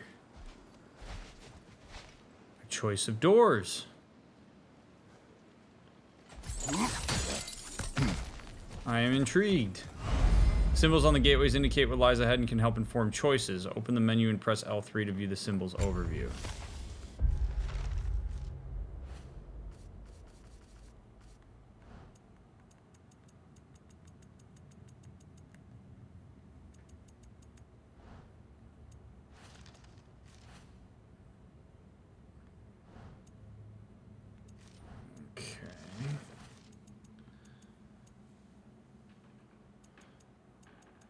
Dude, the codex is a struggle for me. Like, what the hell?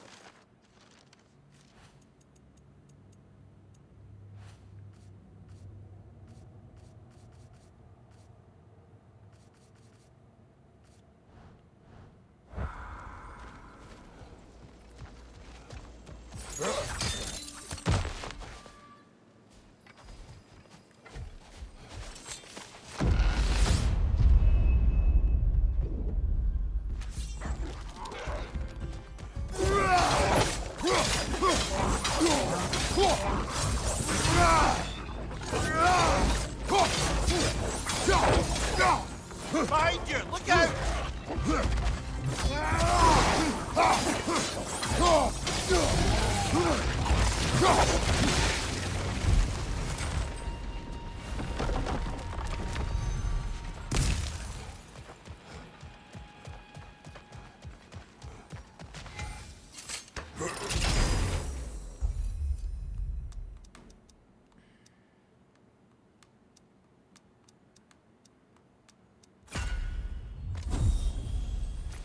Okay.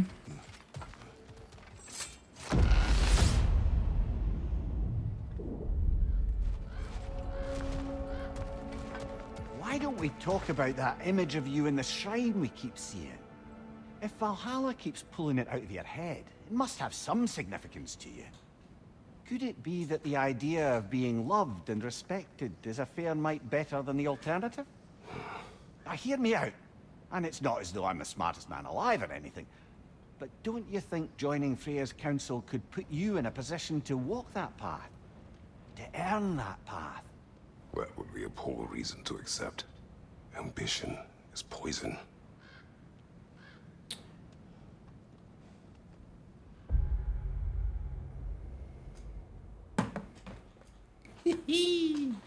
Okay. Well, I understand why the game is doing this the way that it's doing it. But I gotta just say, I do wish that this was a little bit more of a conversation between Kratos and Mimir than it is Mimir giving all of his insight to Kratos. Because I think there would be some power in Kratos doing his own critical thinking about that. So, for example, if Mimir said, hey, why do you think you keep showing up in this in the way that you are? Like, is there a reason? Is this sitting in your mind in a particular way? And to those of you that are saying, well, Kratos may not want to answer that question, well, give Kratos the opportunity to say, I don't want to answer that question. And then, if Mimir wants to share his thoughts on it for the sake of their friendship and where they're at right now, then by all means do that. Now, that said, the whole idea of this is...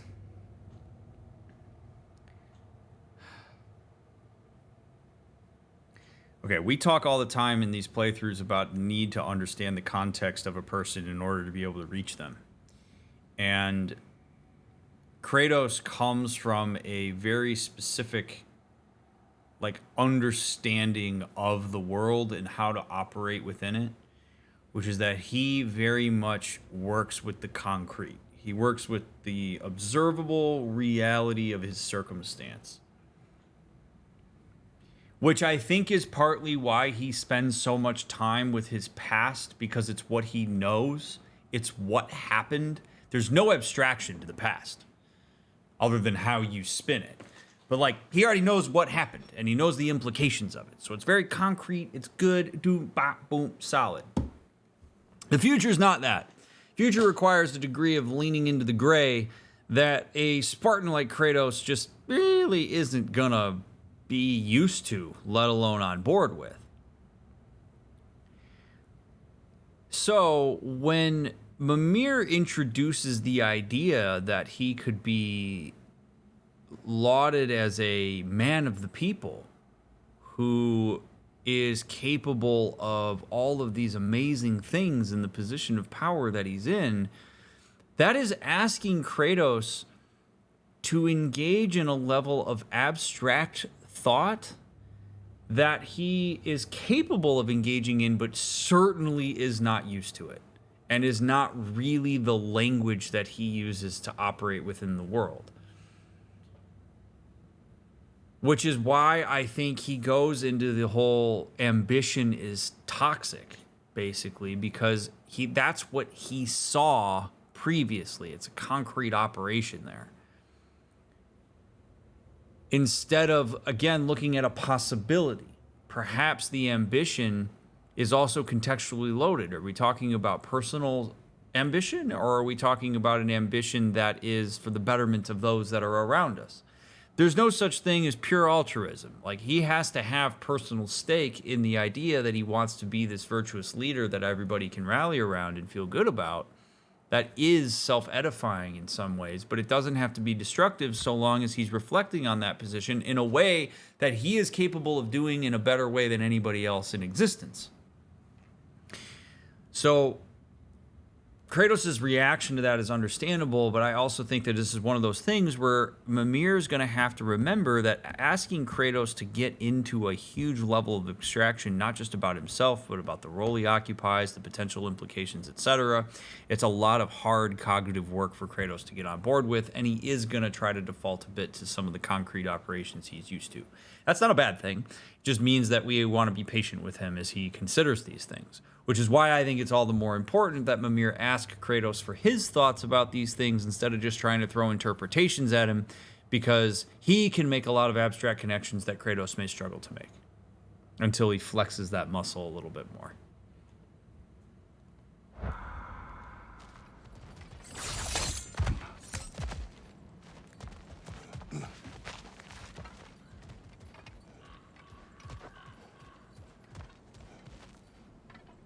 Okay, I really do need to know what these symbols mean.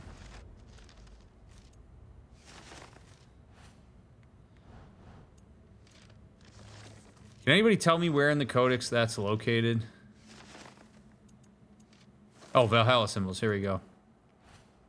Doors marked with the perk glyph contain glyphs with unique combat gameplay capabilities, stats. Okay, weapon glyph, runic attack glyph, mixed glyph, refill.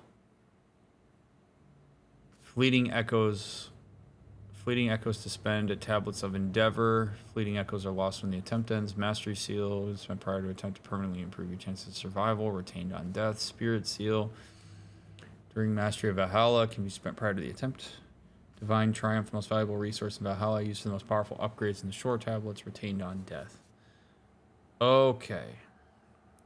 Fleeting echoes to spend at tablets. Spent prior to the attempt. Chances of survival. Mix. Okay, cool. So. Oh, there. Okay, there's a quick little label on this. Okay, cool. So that is the. I'll get these memorized eventually. What are we looking at? Runic attack glyph.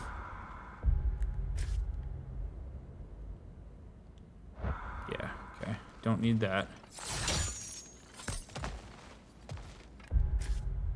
That is the fleeting echoes, I assume. Don't need that.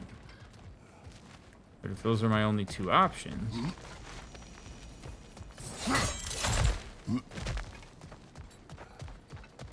which it looks like they are, then we're gonna go for the one up top.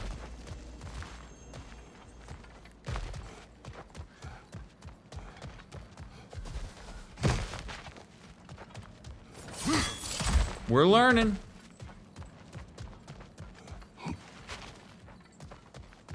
We're learning.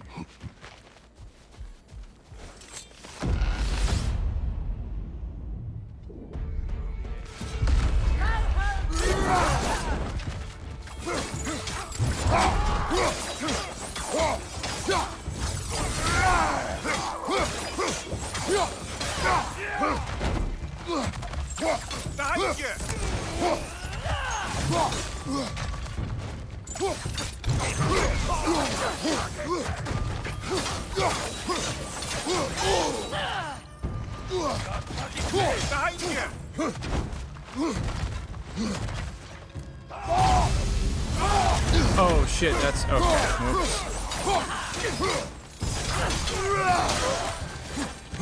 More in your yard, on your left.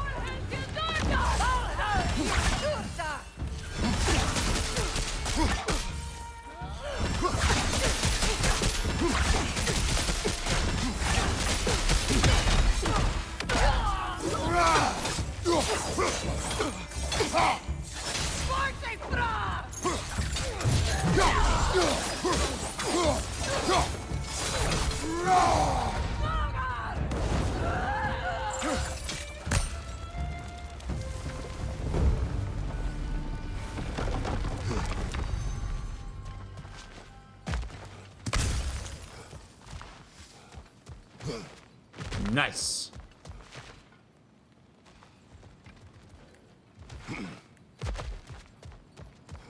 I like that these areas are not like super elaborately big, so that you can just like kind of quickly make a sweep, see what it's got, move about your day.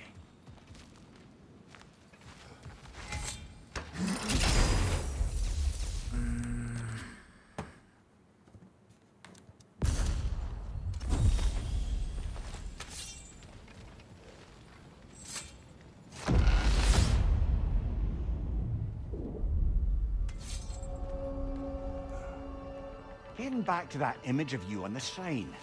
I'll grant you ambition can be a poisonous motive, but your ambitions are only to help people, not for your own glory, right? Make the world a better, safer place. I think maybe that image of you is symbolic of your desire to walk a righteous path. Valhalla's little signpost. You are sure accepting Freya's offer is the right thing for me?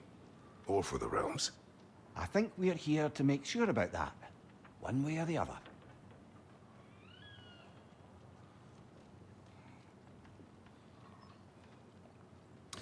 Huh. I would love to be able to ask Kratos about that, because it's tough for me to want to make like an assumption about that. There's a couple different ways that we could look at it. We could look at it as Kratos himself is ambivalent about the idea and is seeking some level of reassurance around whether it's the right idea from a person whose counsel he trusts, like Mimir. Or that he is overly reliant upon Mimir making that decision on his behalf because he doesn't trust himself. And I would love to ask him the question of which it is. Because if it's due to a level of ambivalence, then the path I would want to go down is to explore that ambivalence with him. If the answer to that is that he doesn't trust himself and thus is looking for Mimir for reassurance to give him an answer, then we'd start talking about a different skill, which would be to lean into some of this discomfort and think through what his decision tree would be, and to recognize that considering something doesn't mean you're actually doing it. Just kind of depends on what his process is. But I would not want to make an assumption on that. I would want to give Kratos the opportunity to either confirm or deny which it is.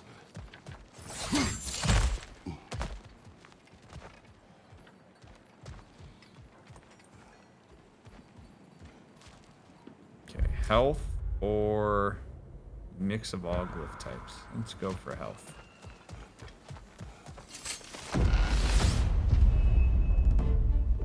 Ambivalence is just mixed feelings? Yeah.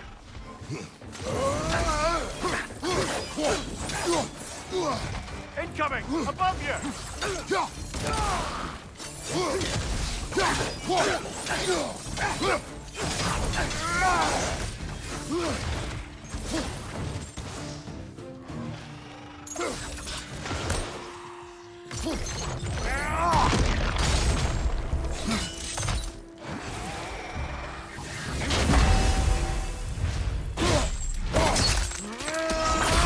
Nicely done. That was sick.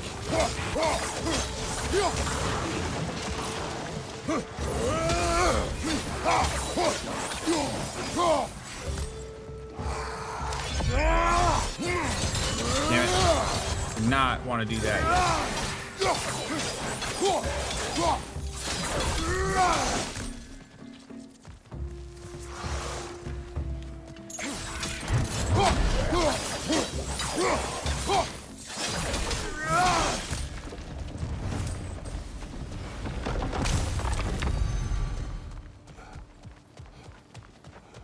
Beauty.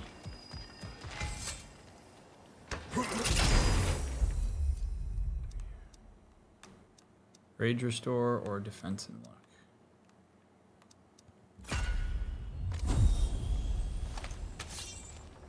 All right. Boss time, I assume? Gotta be.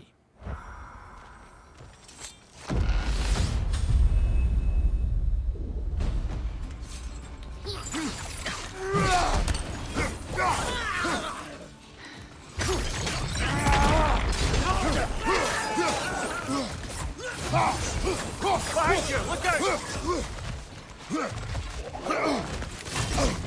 Oh, I blocked that.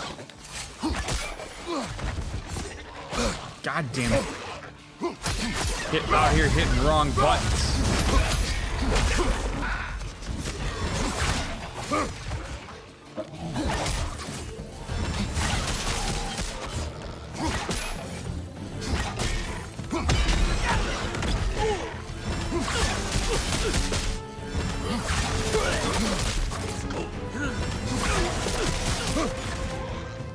God, I need to get to a better spot. Okay, there we go.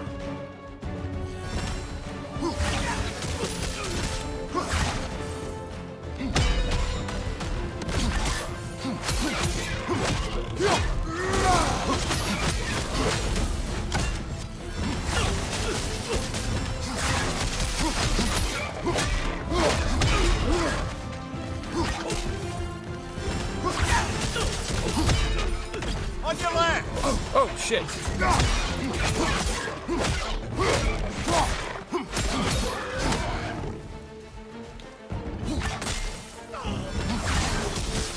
Oh, shit.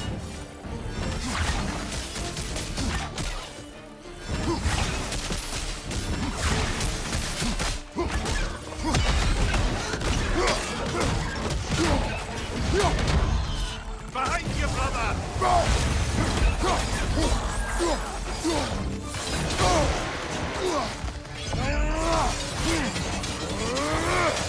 One more to go.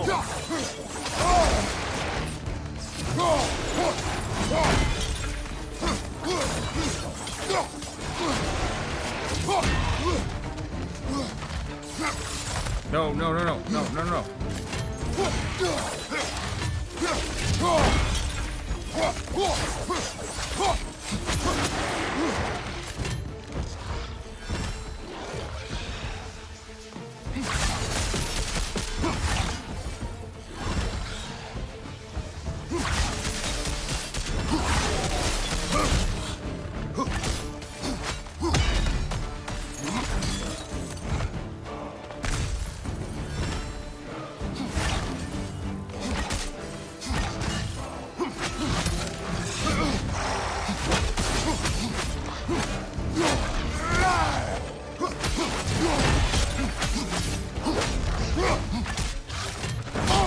Oh no!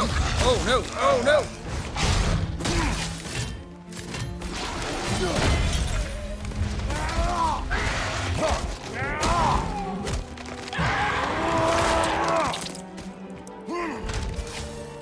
Oh.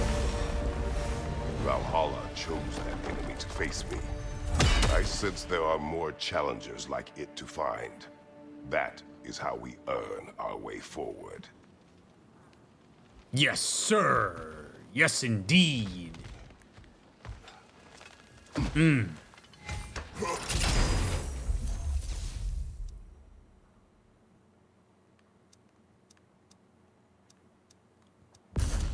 Oh.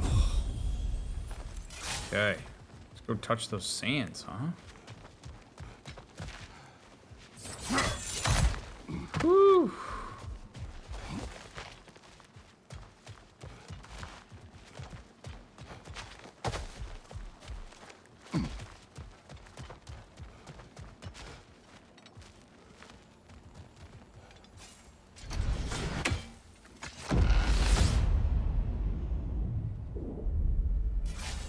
Ready to move to the next space, brother?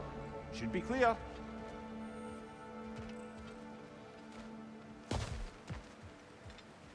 Boy, am I.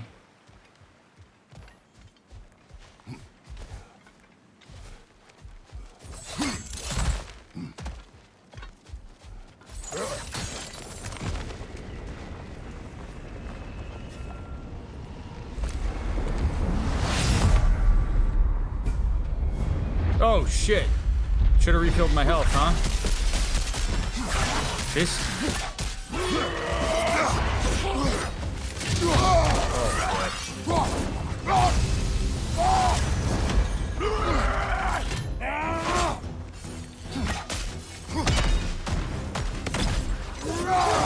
Behind you, brother!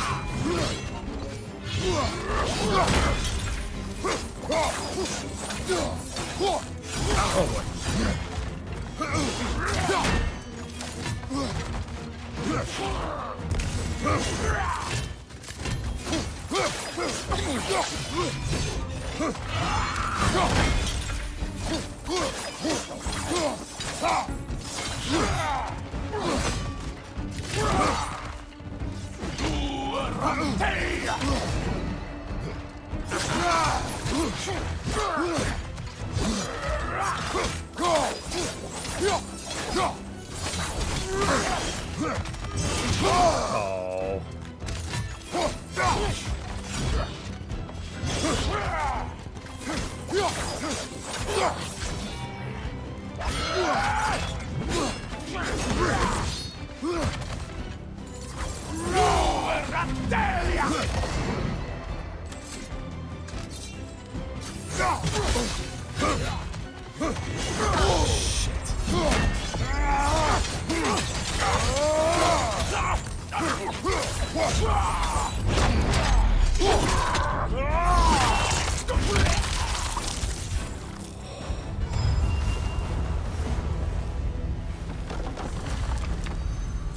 Wow. Wow. Who the hell was that? What sort of mortal be in life to be given such power and authority in Valhalla, to wield a scythe and defend territory with such vigor? I imagine this Fiske, a farmer, who took up arms against some threat and proved adept at slaughter, and for his valor he is awarded an afterlife of more slaughter. I wonder whether he even has a choice. Oh boy. That was sweaty. That's for sure. That was very sweaty. Holy hell.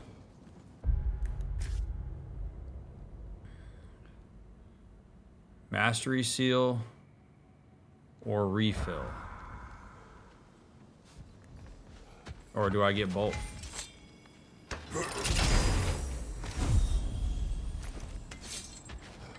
Holy crap, that was intense. Health restore or blessing of justice. Oh, give me the health restore, please. Oh, baby. Okay.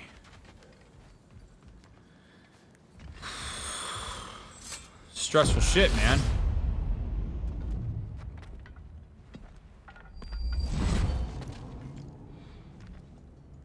Congratulations, old friend. You really are going places in Valhalla. Where's Mimir? Is that really all you have to say to me? After all this time, can't muster up so much as hello for one of your most auspicious victims? Hello, Helios. Where is Mimir? How should I know? Why don't we go look for him? Valhalla has manifested a sun god from my homeland. I never told you, Atreus, of Helios. Helios, an Olympian who crossed my path in my hunt for revenge. I needed his power and gained it by separating him from his head. I am not proud of what I did, which Valhalla is using as a tool to provoke me. He's quite unpleasant, and I'm glad you will never have to meet him.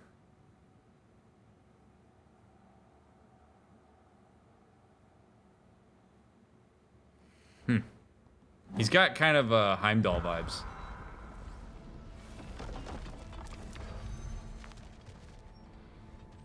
Interesting. Now, this is going to make me wish that I had played the original God of War games.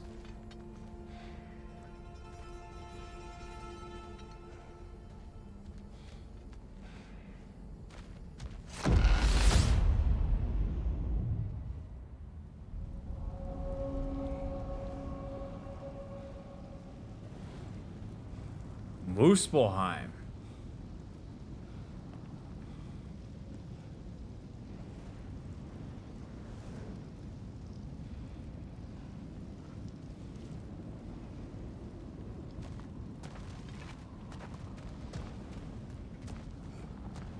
So, what's new with you, Kratos? Murdered any good pantheons lately? Devastated any populations with the cataclysmic consequences of your actions? Turned on any once trusted allies? You simply must bring me up to speed on your latest saga of blood-soaked vengeance. I am that no longer. You don't mean to say you've gone soft?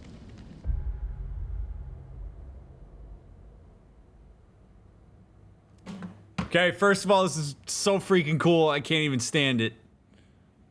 It is. I finally understand why people are saying this DLC feels like it was meant for me. Because holy crap, like I'm just eating this up. Oh, this is awesome. Oh man. Okay, so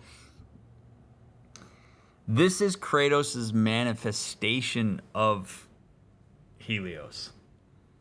not actually Helios.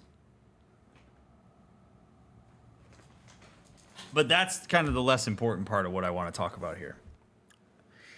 For those of you who have not watched the Horizon playthroughs, there's another concept that I want to make sure that I talk about, which is one that is called splitting, which is borrowed from psychodynamic theory, which is a bit more of like an intrapsychic approach to things. Splitting is essentially the idea that we hold, well, let me back up. In object relations theory, there's the idea that we can't hold the wholeness of somebody in our mind, nor do we have the entirety of a person available to us really ever. So the way that you carry people in your mind is as an object, not as they actually are. For example, my wife in real life is different from the wife that I carry in my head. I can do my best to try to carry as accurate of a representation of her as I can, but I will never have the entirety of my wife in my mind. So I have an object of my wife. One of the things that we do this with people, we do this with things, we do this with concepts.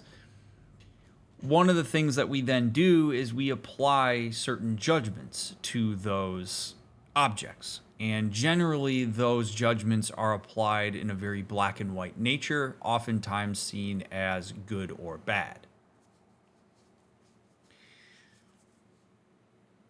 Splitting is the idea that it is difficult for us to hold two of the opposing good and bad ideas about a thing in our mind at the same time. So in this case, we're going to talk about Kratos and his identity as a vengeful, awful person. And I would like to point out that there is a difference between, I hope some of you maybe noticed it, that there's a difference in the way that Kratos talks about himself when Helios is around versus Mimir. And what is the difference? Mimir consistently says to him, "You're a good person. You're a good dude, and you've changed." And how does Kratos respond to that? He responds by saying, "I'm not sure about that. Pretty sure I'm a vengeful dick." However, when Helios shows up and says all the things that would confirm Kratos' narrative about being an awful person, says, "Hey, what kind of bloodthirsty, vengeful shit have you been on? Who have you betrayed lately?" What is Kratos' response? "I am not that anymore." Which is kind of interesting, right? Mimir says it, Kratos can't tolerate it. Helios says the opposite, Kratos can't tolerate it. That's splitting. Which goes back to our conversation about possibilities and how Kratos is really all of these things. That the capacity for all of these things is in Kratos as the capacity for all of these things is in any of us. And so we're seeing Kratos's oscillation between good and bad of how he has internalized his own object of himself via how he splits with differing perspectives from outsiders, where essentially he's going to but everyone, because he hasn't solidified what he actually thinks he is yet. And there's so much nuance to it that if he could get into the nuance of it, when Mimir suggests that maybe he's a good person, he would go, "Yeah, okay, maybe you're right. There are things I don't like about myself, but there are certainly things that have me well equipped for this." And when Helios says what he says, he goes, "Yeah, well, I can understand why you would say that. I certainly have that in me, but I tried my best not to do that anymore." And there's a little bit more nuance there instead of us having the black and white there. Really fascinating. It's a small thing, but it has big implications. That when we see somebody that Kratos deems as being bad, annoying, awful, whatever, suggests that he is bad, awful, annoying, whatever, and he fights against it. When Mimir expresses alternative sentiments that would be in line with what he just said to Helios, and he pushes back against that. It shows us the inner turmoil that Kratos is in right now. I hope that makes sense. Splitting is a way to negotiate cognitive dissonance. So when we try to hold opposing ideas at once and use them to make a more nuanced blanket statement about something, it's often very difficult for our brain to do that because it doesn't like to have to navigate all the complexity and uncertainty within that. We like to go, it's either this or this. He's a bad person or he's a good person, when in reality, it's never that.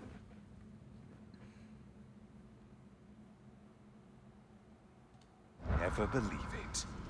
Once a Spartan, always a Spartan.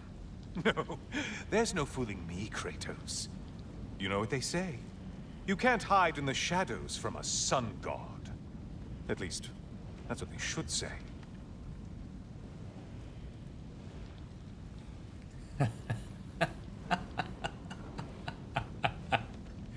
Oh, part 2 is gonna be a trip.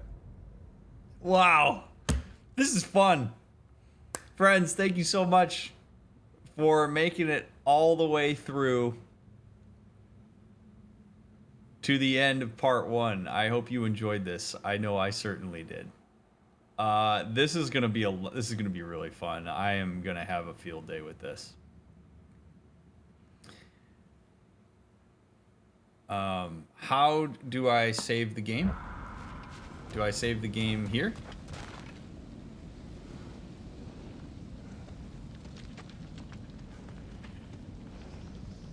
Ah, getting a choice regarding your fate must be nice. Oh, suspend the game. Okay, cool. So does it mean I come right back here?